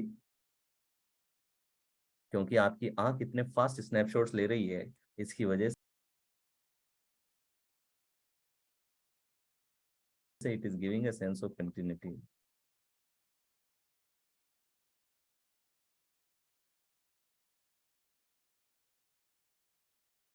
कभी सोचिएगा इस पे बैठ करके। जिसको हेडेक होने लगे इन बातों से वो बिल्कुल भी ध्यान ना दें, ठीक है। कई बार ये थोड़ा ट्विस्ट कर देने वाली बातें हैं, आपको ट्विस्ट कर सकती हैं। तो आप देखें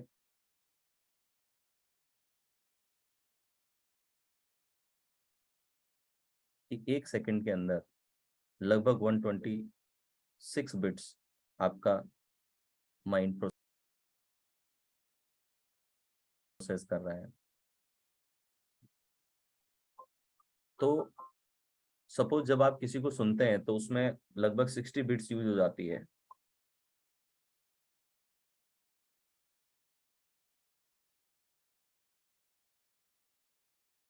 लगभग 60 बिट यूज हो जाती है किसी को सुनने में। 60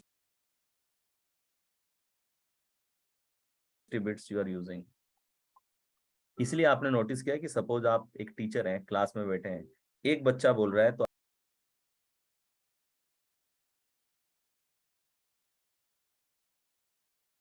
आप सुनने के लिए 60 बिट्स यूज कर लिए, ठीक है।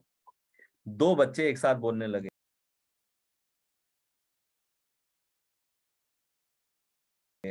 तो अब 60 और 60 120 बिट हो गया।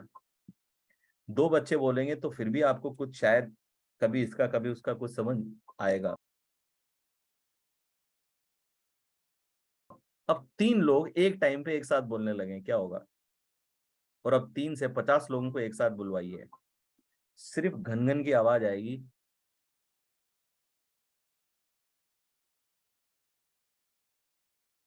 समझ कुछ नहीं आएगा आपको। ये जो घनघन आवाज आ रही है कि सिर्फ साउंड आ रही है मगर साउंड को प्रोसेस नहीं कर पा रहे हैं आप, right? That is called information overload. इसे कहते हैं इंफॉर्मेशन ओवरलोड। तो जब गिवन सेकंड में 126 बिट से ज्यादा आपके सेंसेस पे पड़ेगा तो आप इंफॉर्मेशन ओवरलोड से गुजरेंगे, और because of that you won't be able to listen anybody. तो इसीलिए अगर आप भीड़ में और 50 लोग एक साथ बोल रहे हैं तो आपको कुछ सुनाई नहीं देगा, सिर्फ आवाजें आएंगी,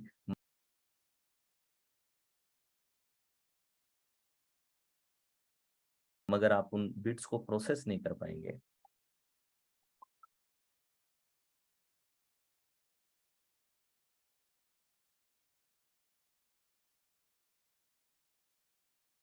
तो अब देखें कि कंसंट्रेशन क्या होती है या फ्लो स्टेट क्या होती है।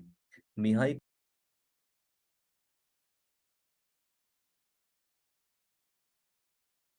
कॉग्जन मिहाई करके एक साइकोलॉजिस्ट हुए जिन्होंने ऑप्टिमल एक्सपीरियंस या फ्लो स्टेट को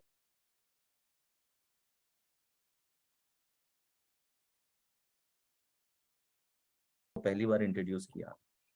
तो इन्होंने फ्लो स्टेट जो होती है ना हमारी, जिसे ऑप्टिमल एक्सपीरियंस कहते हैं,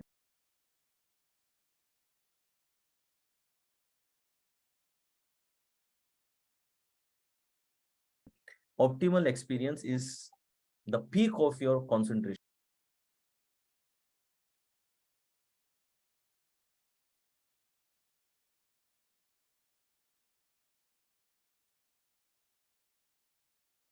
जब आप अपनी कंसंट्रेशन के पीक में होते हैं, और पीक का मतलब क्या है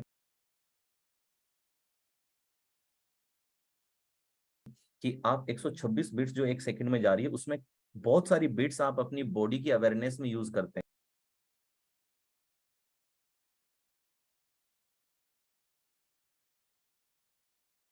लगभग समझेंगे 40-50 बिट्स आपकी बॉडी अवेयरनेस में कि मेरी बॉडी का टेम्परेचर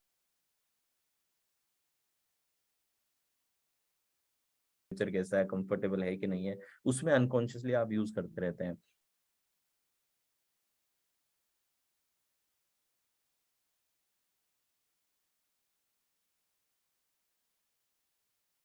लेकिन जब आप ऑप्टिमल एक्सपीरियंस में आते हैं, ऑप्टिमल एक्सपीरियंस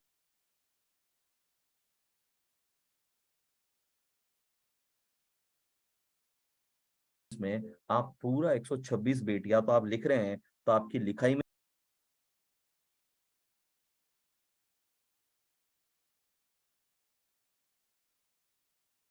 पूरा 126 बीट यूज हो जा रहा है।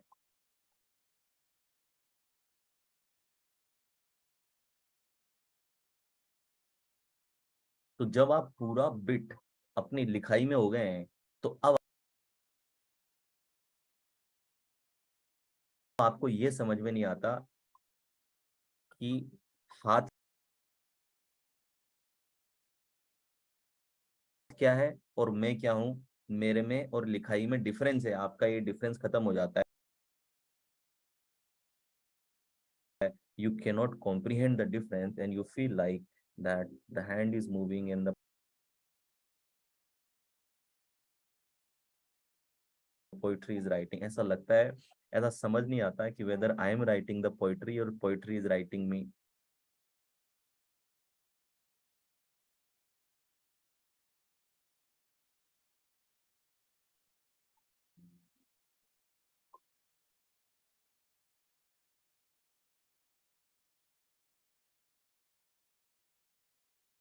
That is called flow state। ऐसा लगता है कि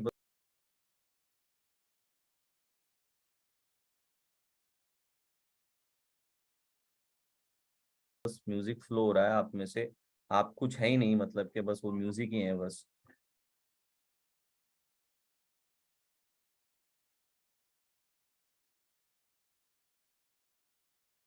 ऐसी फीलिंग आती है। कभी किया है किसी ने एक्सपीरियंस, ऑप्टिमल एक्सपीरियंस किया है कभी?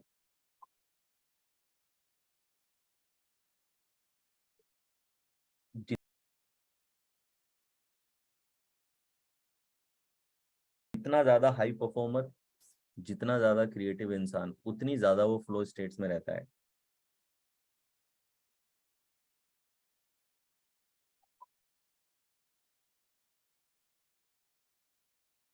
ठीक है।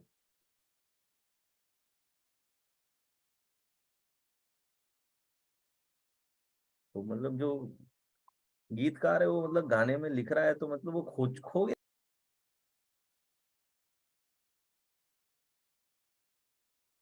है, मतलब के अंदर गाना, वो गाने वाला कभी बस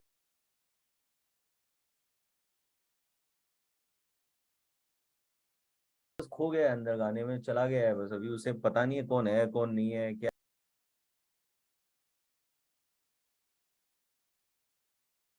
है, टाइम क्या है टाइम नहीं है, कुछ पता नहीं चलेगा उससे।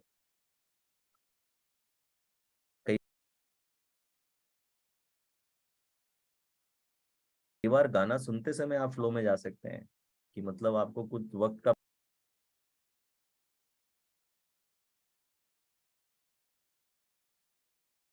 पता नहीं, खुद का पता नहीं, बस वो चले जा रहा है गाना, खो गए हैं बस आप उसमें।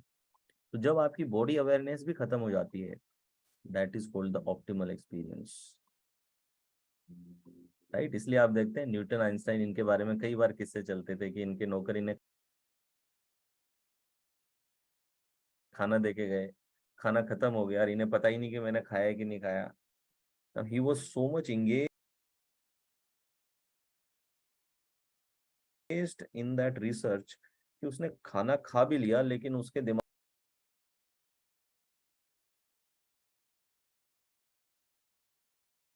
में वो रिसर्च ही चल रही थी बस, वो उसकी मेमोरी ने कैच भी नहीं किया।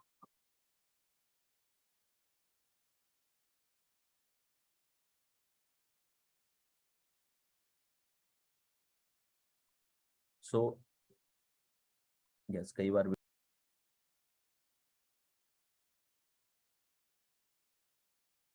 वीडियो गेम में आ सकती है ये, कई बार लिखाई में आ सकती है, कई बार म्यूजिक में आ सकती है फ्लो स्टेट। और जितने ज्यादा इफेक्टिव प्रोडक्टिव लोग होंगे, आप उन्हें उतना ज्यादा फ्लो स्टेट में एक्सपीरियंस करते हुए देखेंगे कि वो ज्यादातर फ्लो स्टेट्स में रहते हैं।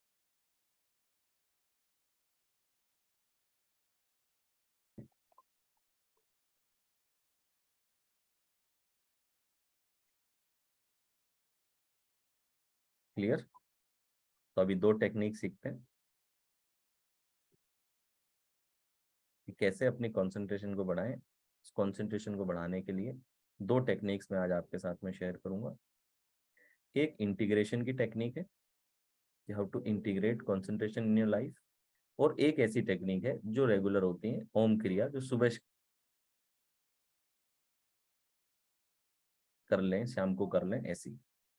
एक इंटीग्रेशन बेस है जो दिन भर आप कर सकते हैं, दिन में एटलीस्ट 3 टाइम्स आपको वो अपॉर्चुनिटी मिलेगी उसे एक्सरसाइज करने की।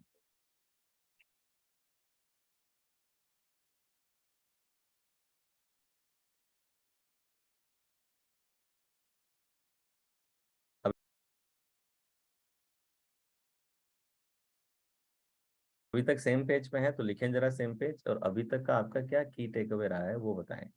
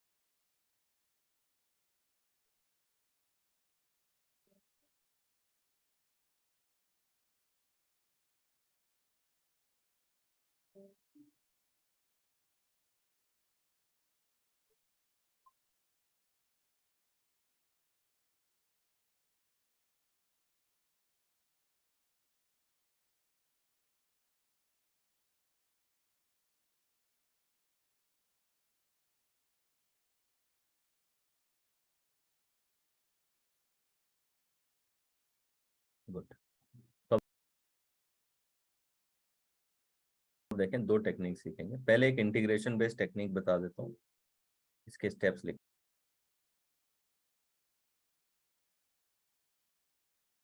नंबर 1 स्टेप, कोई भी ऐसी 3 चीजें लिखें जो आप हर रोज करते हैं, इरिस्पेक्टिव ऑफ आप कहीं पे भी हो। Any 3 things that you do every day. Morning part देखें, आफ्टरनून देखें, नाइट देखें। जैसे कि एक पार्ट हो गया नहाना, ठीक है, ऐसा काम जो आप रोज कर रहे हैं, ऐसे 3 काम ले लें। सपोज कि आप रोज नहाते होंगे, रोज आप हो सकता है कि लंच करते होंगे, ब्रेकफास्ट करते होंगे, लेकिन थोड़ा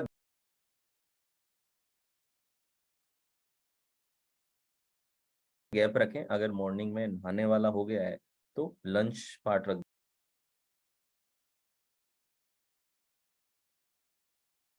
दें, ब्रेकफास्ट ना रखें। तो 3 सेगमेंट से चुने, होती कोशिश की एक सुबह के सेगमेंट से, एक दोपहर के सेगमेंट से, और एक शाम के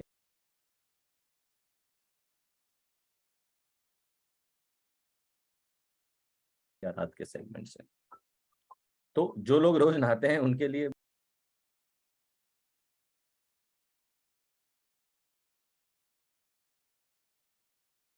मॉर्निंग नहाना एक पार्ट हो जाएगा, ठीक है।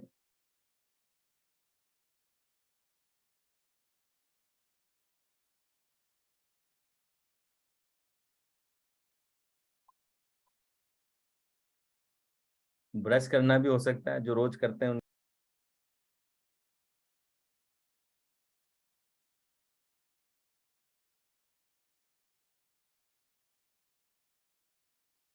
उनके लिए।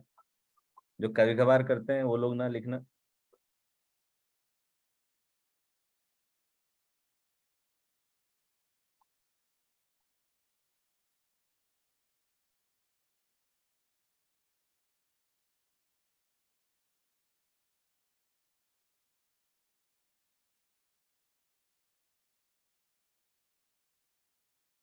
कभी कभार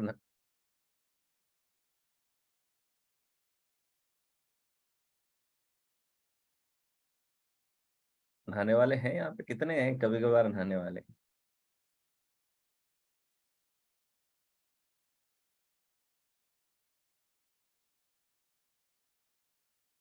लिखें जरा। जहाँ जहाँ कपल बैठे हैं, लेडीज अपने पति को देखने चालू कर दिए कि लिखें कि नहीं लिखें।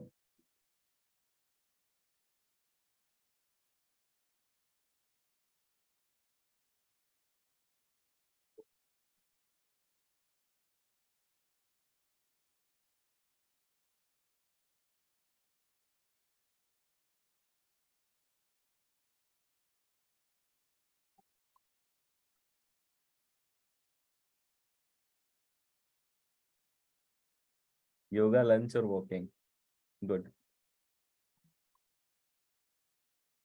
Bath, lunch and YouTube, meditation, lunch and T, very good.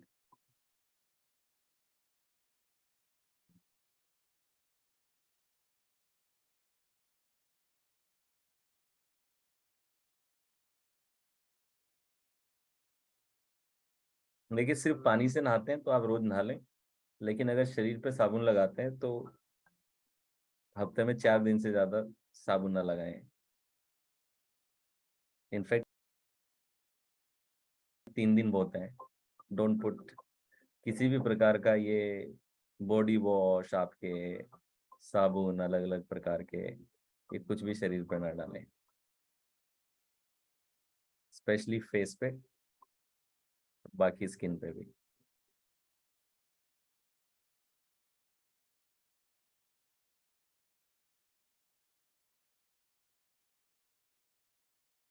Y? क्योंकि आपके शरीर में नेचुरल बैक्टीरियाज हैं जो आपको प्रोटेक्ट करने का काम करते हैं, ठीक है।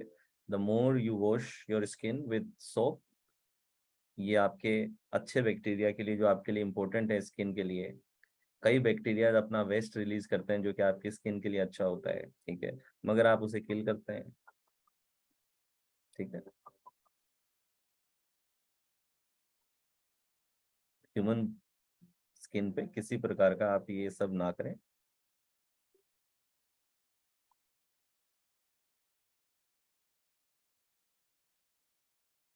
सिंपल पानी से नहा लें बस, हो सके तो ठंडे पानी से। ठंडा पानी आपके एड्रिनल सिस्टम को थोड़ा एक्टिवेट कर देता है, उसके लिए बहुत जरूरी है, ठीक है। ये तो मार्केटिंग का नतीजा हो गया कि इतनी बार साबुन लगाना चाहिए, इतनी बार शैम्पू लगाना चाहिए, ये करना चाहिए, वो करना चाहिए।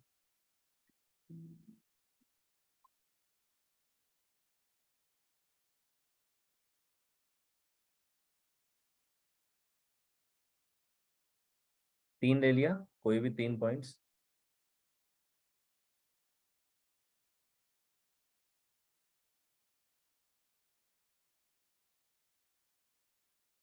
इंडिया में कहाँ ठंडा पानी मिलेगा सर 40?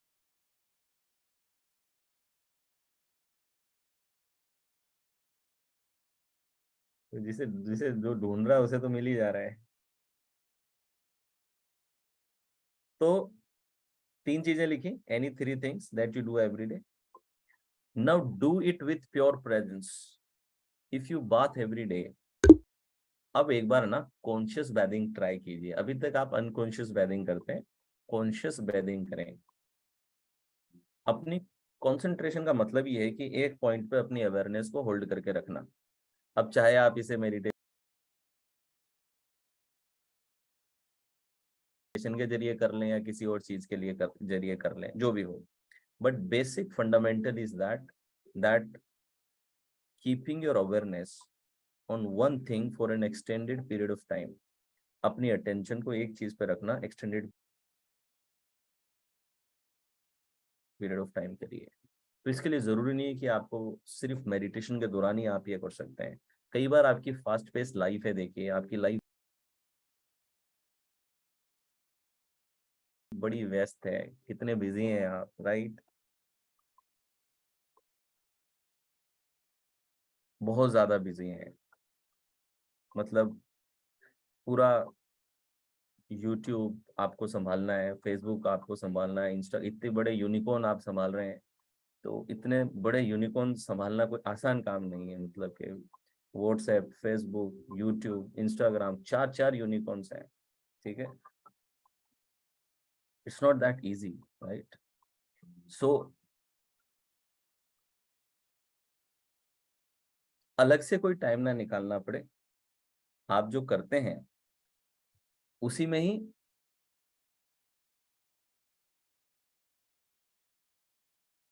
इंटीग्रेट करें कंसंट्रेशन को। तो आप नहा तो रोज ही रहे हैं, तो आपको अलग से कोई टाइम निकालना ही नहीं है, राइट। तो यानी कि कोई नई हैबिट फॉर्मेशन का, जब आप कोई नई हैबिट बनाते हैं ना, तो कई बार ट्रबल दो हो जाती है। एक तो नया पैटर्न लाना है, और एक एक टाइम में उसे एडजस्ट भी करना है। अब आपके 24 घंटे फिक्स हैं, आपको पता है कैसे जीने हैं वो। तो अब जब आप एक नया पैटर्न डालना चाहते हैं, तो आपको पहले किसी चीज को हटाना है उसमें से, right. So then it becomes more difficult, because already आपका एक 15 मिनट है जीवन का, जो 15 मिनट उस टाइम फ्रेम में कुछ और चीज फंसी हुई है, आपको पहले उसे निकालनी है, फिर उसकी जगह नई चीज डालनी है। और हम इतना स्ट्रांगली अडेप्टेड रहते हैं ना अपने एनवायरनमेंट से, आप जितना सोचते हैं उससे ज्यादा हम अडेप्टेड रहते हैं अपने एनवायरनमेंट से। मतलब इतना अडेप्टेड कि आपने नोटिस किया है, कभी कभी आप अगर किसी और के घर पे जाएं, तो एक दो दिन तो एडजस्ट लगते हैं हमें कि उनके फर्नीचर से ना टकराएं, या बेड बेड से चलते फिरते ना टकरा जाएं, या सीढ़ियां अगर ऊपर नीचे या बाथरूम की, तो एक दो बार उसमें से झटका ना खा लें। कितनों ने नोटिस किया है कि आप जब नई जगह पे जाते हैं, तो कई बार ये छोटी छोटी किसी बेड से टकराना, सोफे से टकराना, फर्नीचर से टकराना, या स्टेप करते समय थोड़ी सी चोट खा लेना। कंप्लीटली नई स्ट्रक्चर में जब आप जाएंगे, ऐसा नहीं हो सकता है कि आप कुछ ना कुछ ब्लूपर ना लें, कुछ ना कुछ हिट ना करें कहीं पे, ये होगा ही। जबकि आप अपने घर में अडेप्टेड हैं पूरी तरीके से, भले ही आप हर जगह चीज देख नहीं रहे हैं, मगर आप अडेप्टेड हैं बहुत बेसिक चीजों से।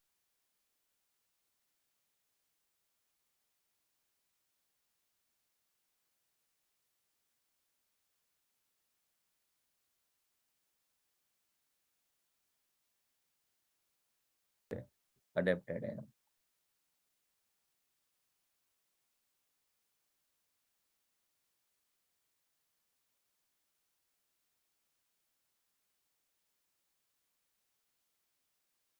तो क्या करें, कॉन्शियस बैदिंग करें।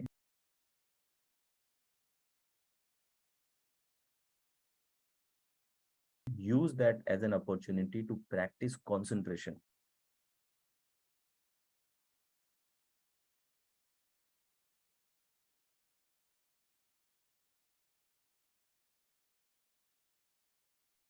जिस तरीके से आप डिस्ट्रैक्शन कभी भी practice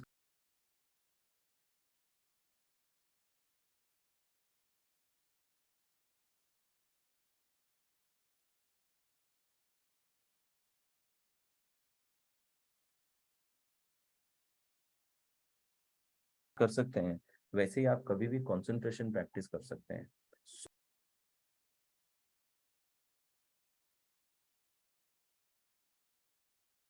So when you are bathing, just become aware of the submodalities. जितनी भी सबमॉडलिटीज के बारे में आप अवेयर हो सकते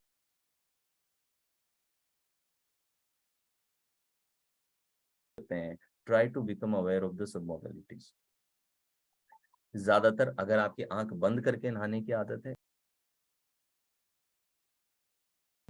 तो सिर्फ साउंड और के, वीए के में क्या आ सकता है, सिर्फ you can become aware of the A and you can become aware of the K. Just try to become aware of the A and K, right?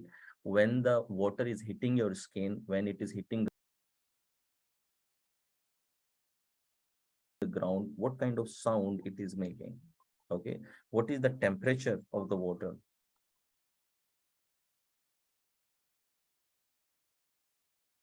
right?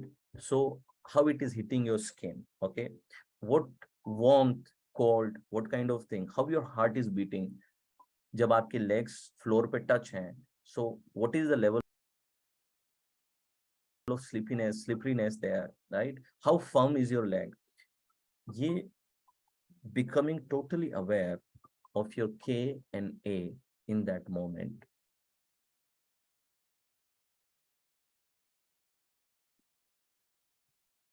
कोई अलग से टाइम नहीं निकालना, बस जो आप कर रहे हैं उसी में ही आपको कंसंट्रेशन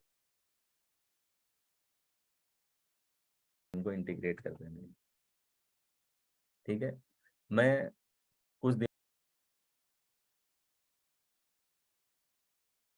दिनों, काफी साल पहले की बात है, मैं अपनी रिसर्च के लिए वेदांता एकेडमी में जाकर के रुका कुछ दिन के लिए। Vedanta academy I think Pune के पास में एक छोटी सी जगह, माउली जिला है ऐसे कुछ करके, I am not forgetting the name.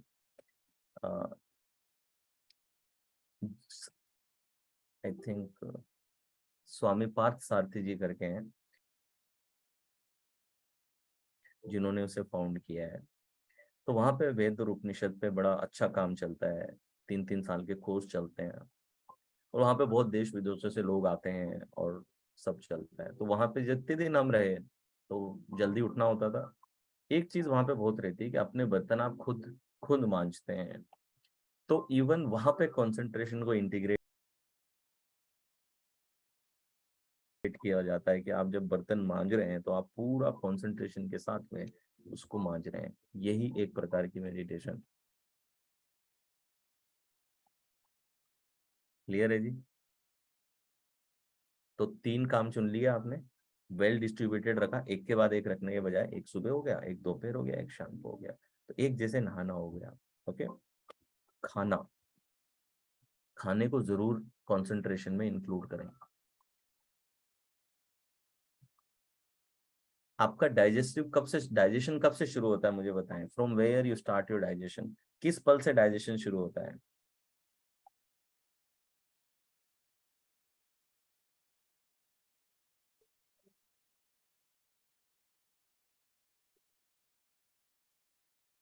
Saliva से, मुंह से।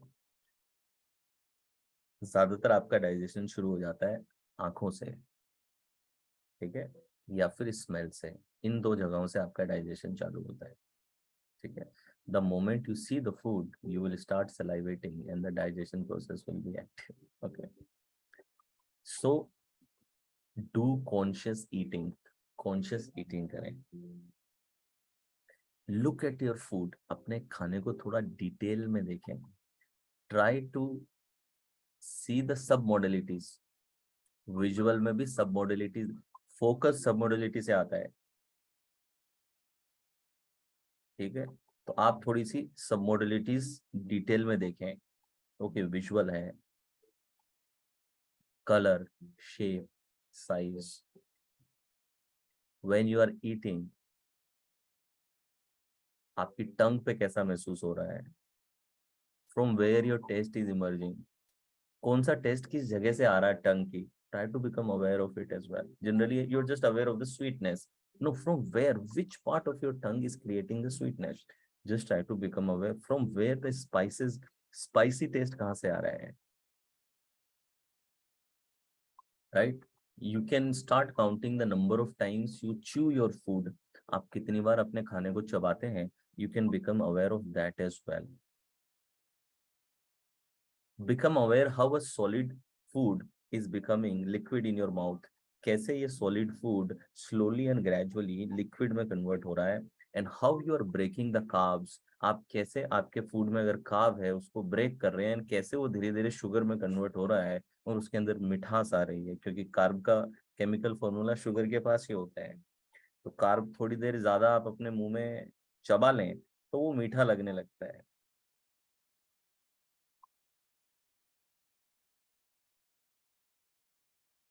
ठीक है।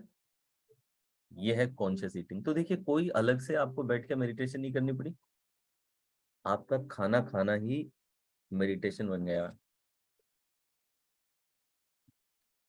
Simply eating a food can be a meditative experience. मगर आज तो लोग, खाना रखा हुआ है सामने, मोबाइल चल रहा है, टीवी चल रही है, 50 चीजें दूसरी चल रही हैं, फोन पे बातें चल रही हैं। ये तो गड़बड़ कर रहे हो।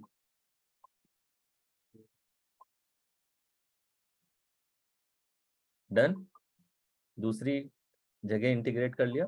तीसरी जगह, सपोज कि आप रोज अपने पार्टनर के साथ बैठ के बात करते हैं, जस्ट सुने उन्हें पूरा डिटेल के अंदर, मतलब उनकी टोनैलिटी, उनकी पिच, वॉल्यूम, सब मॉडलिटी पे फोकस करें। कंसंट्रेशन सब मॉडलिटी से आएगी। जनरली हम जनरलाइज चीजें देखते हैं, डिस्टोर्शन देखते हैं ना, डिलीशन, डिस्टोर्शन, जनरलाइजेशन करते हैं, सब मॉडलिटी से फोकस आता है। तो try to observe the sub modality कि कब मेरा पार्टनर अपनी टोन को ऊपर कर रहा है, नीचे कर रहा है, क्या कह रहा है, उसका क्या मीनिंग है। तो सब मॉडलिटीज को, उसके फेशियल एक्सप्रेशन को जो आप अनकॉन्शियसली देखते हैं, उसको थोड़ा और डिटेल में देखें। How eyes are moving, what is happening on the forehead, forehead पे क्या हो रहा है, फेस पे क्या हो रहा है। सो डीप लिसनिंग करें, that will become your com.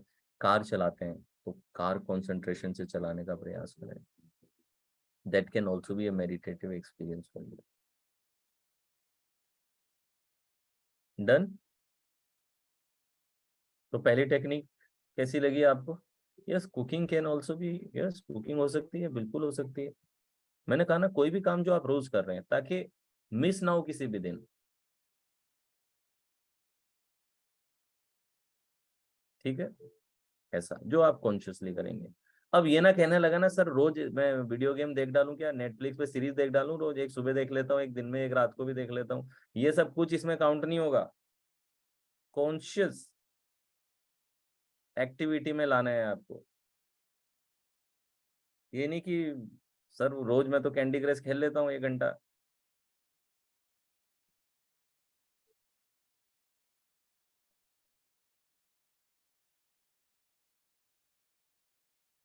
Dance हो सकता है, योगा हो सकता है, लेकिन योगा का फायदा मेनली तभी पड़ता है, योगा में यूनियन तभी आती है जब हर एक आसन पे आपका फोकस बनता है।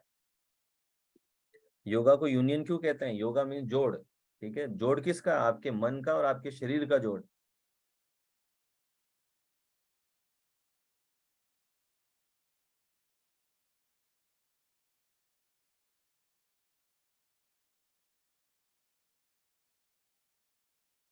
ये जोड़ की जरूरत क्यों है? क्योंकि देखिए, your body is limited by space. आपकी बॉडी स्पेस ऑक्यूपाई करती है, इसलिए स्पेस में लिमिटेड है। जो चीजें स्पेस में लिमिटेड होती है, उन पे रेस्ट्रिक्शन है कि वो ये प्रेजेंट में ही रह सकती हैं बस, और प्रेजेंट को छोड़ नहीं सकती। Anything that occupy space can only be present in present, ठीक है। तो आपकी बॉडी के पास में और कोई चॉइस नहीं है, ये सिर्फ प्रेजेंट में रह सकती है। लेकिन आपका मन जो है, ये फ्यूचर में भी जा सकता है, ये पास्ट में भी जा सकता है, ये दोनों जगह जा सकता है।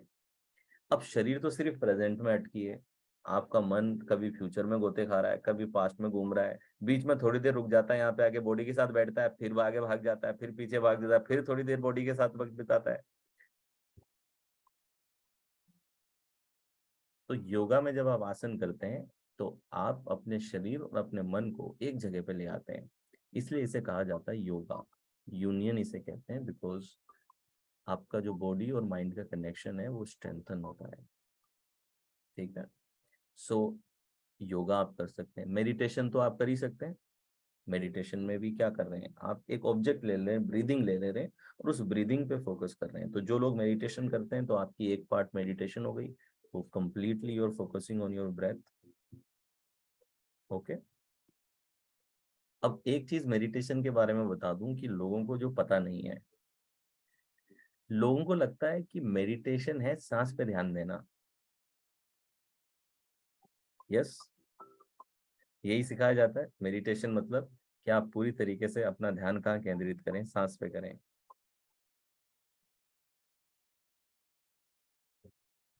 कितने लोगों को मेडिटेशन में ये सिखाया गया है कि अपनी सांस पे ध्यान दें? Meditation means focusing on your breath.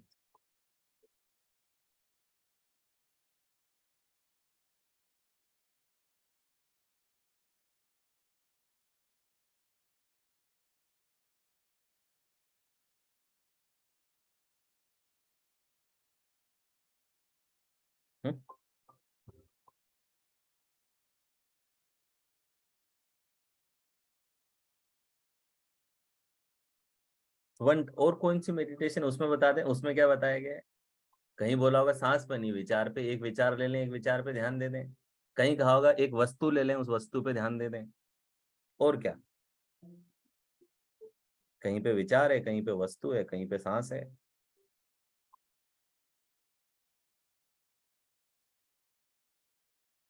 और क्या बताया गया है, बताइए मुझे। चक्रा पे ध्यान दे दीजिए, चलिए चक्रा पे ध्यान दे दो, हार्ट पे दे दो, ठीक है, ऑब्जेक्ट में सभी आ गया।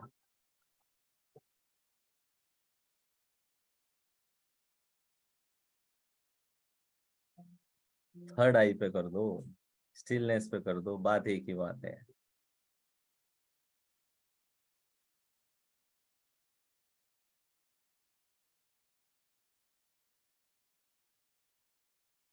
मेडिटेशन का जो असली असर है वो पता है कहाँ से पैदा होता है?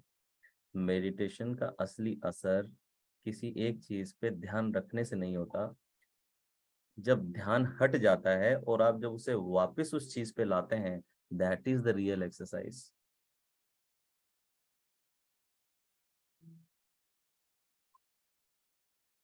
ठीक है, रियल एक्सरसाइज सांस पे ध्यान देना नहीं है। रियल एक्सरसाइज है कि बार बार ध्यान कहीं और जाएगा, something else will catch your attention to bringing it back. Again दूसरा ट्रिगर आएगा, वो ले जाएगा, अगेन ब्रिंगिंग इट बैक। फिर कहीं और चली गई, फिर से इसको वापस यहाँ लाना, फिर कहीं चली गई, फिर वापस लाना। ये जो कहीं और जाना और फिर उसको वापस लाना, that is the real exercise. तो आपकी बाइसेप्स डंबल उठाने से नहीं बनती है। डंबल मसल्स को तोड़ने के लिए है। Dumbbell is not to build your muscle. Gym में you can only break the muscles, then at home with your diet you build the muscles. When you are sleeping you never build muscle, when you are waking up, when you are in a waking state. Gym में muscle बनती नहीं है, gym में सिर्फ muscle तोड़ने के लिए आप जाते हैं, इसलिए आप वजन उठा उठा करके और ज्यादा कर करके you break those muscles, so that when you build the new one, when you are sleeping, when your body is repairing, restoring, creating new tissues, then the new one is strengthened, right? तो exercise का part सिर्फ muscle building नहीं है, exercise का part muscle breaking भी है। In order to build the muscles you have to break the existing muscles. इसलिए आप देखते हैं कि थोड़े दिनों में जब आपकी मसल में स्ट्रेंथ आ गई तो एग्जिस्टिंग वेट उस मसल को ब्रेक नहीं कर सकते, इसलिए अब आपको ज्यादा वेट उठाने पड़ेंगे। क्लियर है? तो रियल इनिशियल डेज में जो रियल एक्सरसाइज है, वो एक्सरसाइज ध्यान रखना नहीं है, भटके हुए ध्यान को वापस लाना, that is the real exercise. और लोग इसी की वजह से गिव अप कर देते हैं। उन्हें लगता है बोला था ध्यान रखना, मेरे से तो ध्यान रखा नहीं जा रहा, मेरा तो कहीं भी चला जाता है।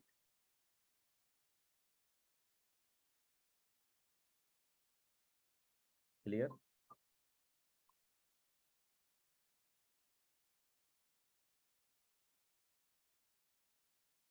तो मेडिटेशन भी आपकी कंसंट्रेशन डेवलप करने में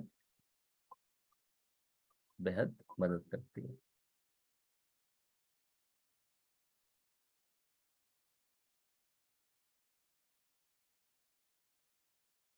और अगला ओम क्रिया स्थिति बता देता हूँ। ओम क्रिया तो एक तो हमारी टेक्निक हुई इंटीग्रेशन, कि जो आप एग्जिस्टिंग कर रहे हैं उसके साथ इंटीग्रेट करें एटलीस्ट 3 पार्ट ऑफ डे में, और जो एग्जिस्टिंग एक्टिविटी उसी के साथ में करें। ओके, इसमें कोई भी आपका वीडियो देखना will not be allowed. Reading can be allowed, किताब से अगर पढ़ रहे हैं that can be allowed, reading को अलाउ कर सकते हैं आप, ठीक है, दैट इज अलाउड। मगर वीडियो देखना, टीवी देखना, entertainment will not be allowed, ठीक है। Not even listening to music will be allowed. Dancing can be allowed, ठीक है। तो अब ओम क्रिया बताता हूँ क्या है। ओम क्रिया नॉनवेज खा के भी कर सकते हैं क्या? जी कर सकते हैं, इसमें वेज नॉन वेज का कुछ लेना देना नहीं है। सिंगिंग कर सकते हैं, उसमें एक्शन आ रहा है, ठीक है। गाने में तो कोई और मेहनत कर रहा है आपका, ठीक है, तो सिंगिंग कर सकते हैं। ट्रेवलिंग अलाउड है, बट ट्रेवलिंग रोज थोड़ी करते हैं आप। तो ट्रेवलिंग में मैंने कहा अगर आप ड्राइव कर रहे हैं तो that can be counted as an activity.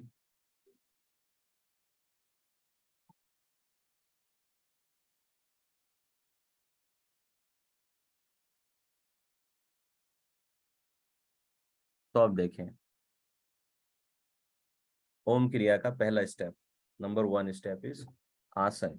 पहला स्टेप रहेगा आपका आसन। आसन क्या रहेगा? अगर आप जमीन पे बैठने में कंफर्टेबल हैं तो पद्मासन, सुखासन कर सकते हैं, हाफ पद्मासन कर सकते हैं, वज्रासन में बैठ सकते हैं, या फिर सिंपल फोल्डेड लेग्स, क्या बोलते हैं, चौकड़ी मार के, आलती पालती मार, क्या बोलते हैं इसको, हम राजस्थान में तो आलती पालती बोलते हैं। फोल्डेड लेग्स को क्या कहते हैं? पलाठी। पलाठी। और जो भी आपके वहां पे चलता है।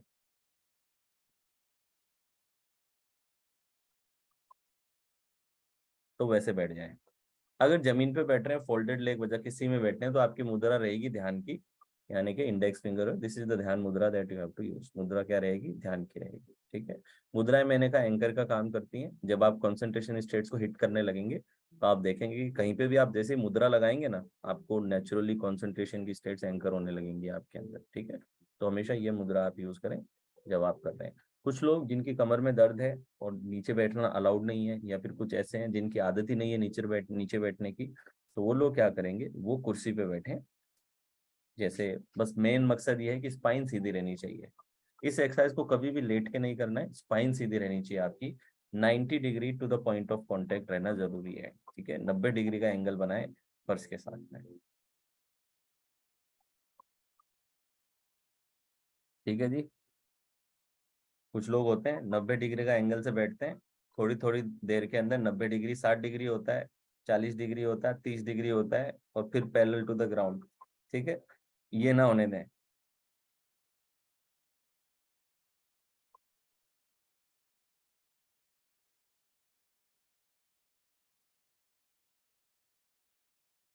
90 डिग्री का एंगल रखें। हाथों की स्थिति ये रहेगी, आपके palm on your thighs, you can put your palm on your thighs. Palm जो है ये थाइस पे रहेंगे, that will be the position. Up नहीं रहेंगे। जैसे ध्यान मुद्रा में ये फिंगर करके ऊपर रहते हैं ना, ऐसे नहीं रखती ना ध्यान मुद्रा, यूं रहती है हमेशा, राइट। लेकिन जब आप चेयर पे बैठे हैं तो आपको थाइस पे सपोर्ट करके रखना है अपने हाथों को, दिस वे, पाम नीचे की तरफ। तो you have to just spine सीधी और अपनी थाइस पे हाथ रख करके गर्दन को सीधी रख के बैठ जाए, ये आसन रहेगा।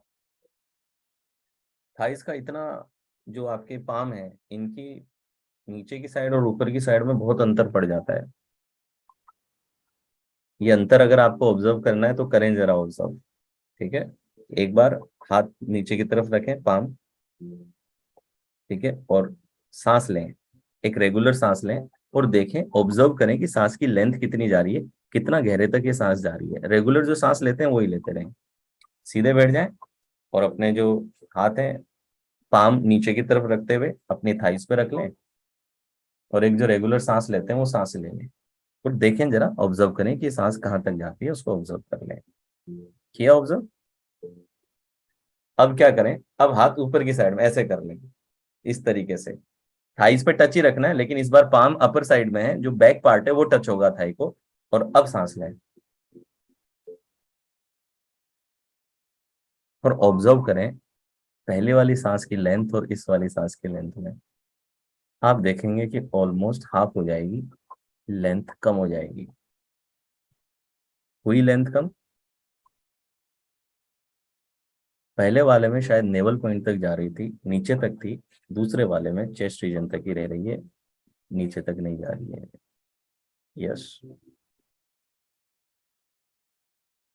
तो आप देखते हैं कि इसलिए आसनों पे बहुत फोकस किया जाता है, स्पेशली योगिक साइंसेज में, योगिक क्रियाओं में आसन को बहुत इंपॉर्टेंस दी जाती है।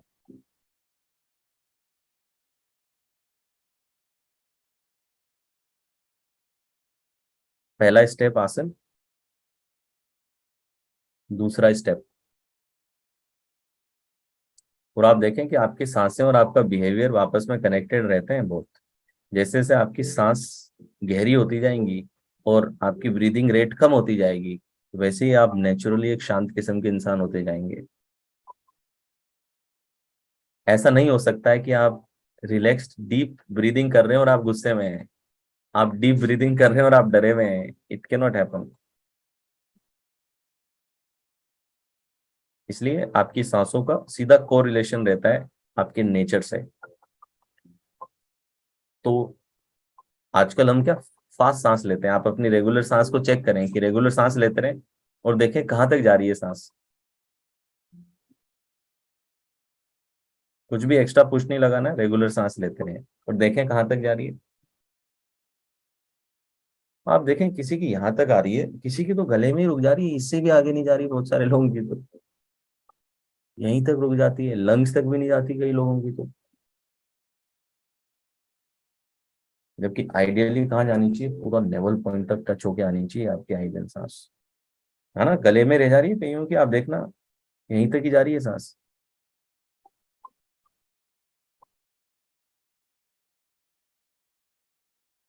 रैपिड ब्रीदिंग है, रैपिड ब्रीदिंग कर रहे हैं, इसका मतलब क्या है कि आप अनकॉन्शियसली बहुत ही कंपल्सिव स्टेट में जी रहे हैं। और आप चूहे लगभग 50 सांसें लेता है 1 मिनट में, रैट्स की सांसें लगभग 50 सांसें 1 मिनट की होती हैं। आप देखते हैं कितना इम्पल्स ड्रिवन होते हैं, इतना इनमें इंस्टेंट ग्रेटिफिकेशन होता है कि मतलब ये जो चूहेदानियां बनती हैं, पता है कि पकड़ा जा सकता है लेकिन कंट्रोल नहीं कर पाता अपने आप को। सेल्फ कंट्रोल ना के बराबर। हमेशा आप चूहे को देखें कभी शांत दिखेगा ही नहीं, हमेशा कहीं ना कहीं से मूव करता हुआ घूमता हुआ, ऐसा लगेगा कि दुनिया का सबसे व्यस्त जीव है ये।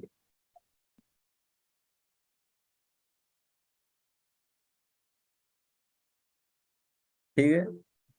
फिर बंदरों को ले लें आप, बंदर की सांसें 24 से 26 सांसें पर मिनट लेता है बंदर एक। इसलिए देखते हैं ह्यूमन माइंड को मंकी से क्यों कंपेयर करते हैं।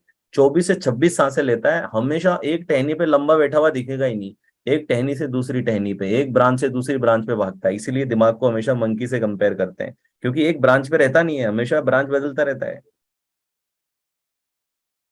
और मजे की बात आपको बताऊं, जो लाल मुंह का बंदर होता है, ये 26 सांसें लेता है 1 मिनट के अंदर। और गुस्सेल इंसान जिसको भयंकर गुस्सा चढ़ गया है, इसकी भी लगभग 26 ही होती हैं। तो अब जब भी कोई गुस्से वाला आदमी दिखे उसमें लाल मुंह का बंदर देखना, क्योंकि फिजियोलॉजी उसकी वही चल रही है अभी। तो मुझ पे तो कोई कभी कोई गुस्सा कर ले कि सपोज गाड़ी में जा रहे हैं, किसी को साइड नहीं दी, गलती से कुछ हो गया, तो ऐसा चिल्ला के देखने जाता है, मेरे को तो साक्षात मेरे पूर्वज दिख जाते हैं।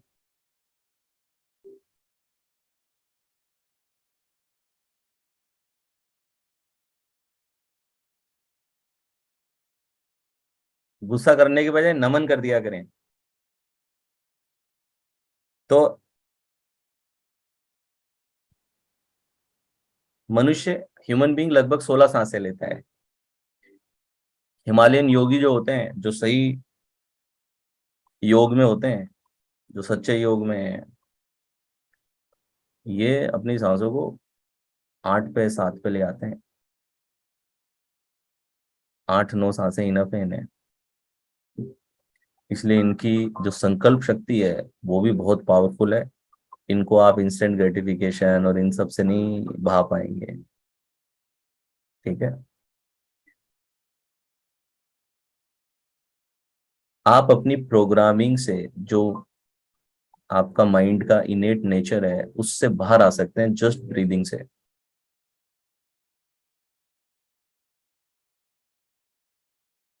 सबसे कम सांसें होती हैं कछुए की, लगभग 2 ही सांसें लेता है 1 मिनट में। ठीक है।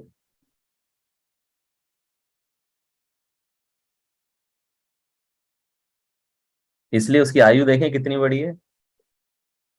यहाँ पे उसकी स्लोनेस को ना समझिएगा कि वो स्लो है इस वजह से, नहीं, इट्स नॉट अबाउट द, वो लेजीनेस से कंपेयर ना करें कछुए को। 200 से ज्यादा साल की एवरेज एज रहती है, बायोलॉजिकल एज उसकी।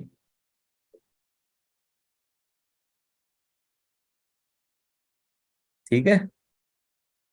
ये भी देखा गया है कि हमारी ब्रीदिंग रेट और हमारी बायोलॉजिकल एज भी आपस में कनेक्टेड होती हैं, कोरिलेशन है।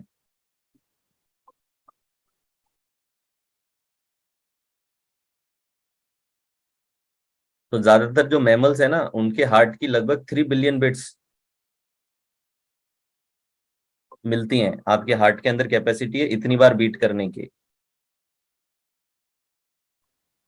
तो किस मैमल्स में जो स्पीशीज स्पीशीज में जो बायोलॉजिकल एज है, जैसे डॉग की बायोलॉजिकल एज क्या है, 14-15 साल की बायोलॉजिकल एज रहती है। आपको दुनिया का कोई कुत्ता नहीं मिलेगा 100 साल से जी रहा है। ठीक है, 14-15 इज द बायोलॉजिकल एज, जहां पे कोई एक्सीडेंट भी नहीं हुआ, कुछ भी नहीं हुआ, तो भी बॉडी डीजनरेट होते हुए खत्म हो जाएगी। राइट। 20 एक साल गधों में होती है।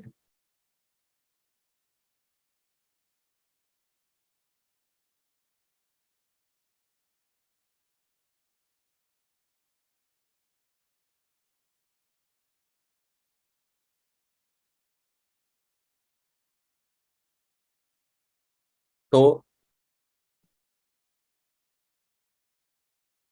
बीट्स सबको बराबर मिली है, लेकिन इसका कंजप्शन बहुत फास्ट हो जाता है। कुछ जीव ऐसे हैं जो बहुत जल्दी कंज्यूम कर देते हैं इन बीट्स को। उनका जो बीट है वो बहुत तेजी से स्पेंड होती है। कुछ की बीट्स धीरे स्पेंड होती है, मगर है बीट्स बराबर। इसका मतलब ये नहीं कि तो सर ये मैं जो ट्रेडमिल पे रोज भाग रहा हूँ, कहीं इससे उम्र कम तो नहीं हो रही मेरी? मेरे बीट जो है वो यूज हो जा रहे हैं।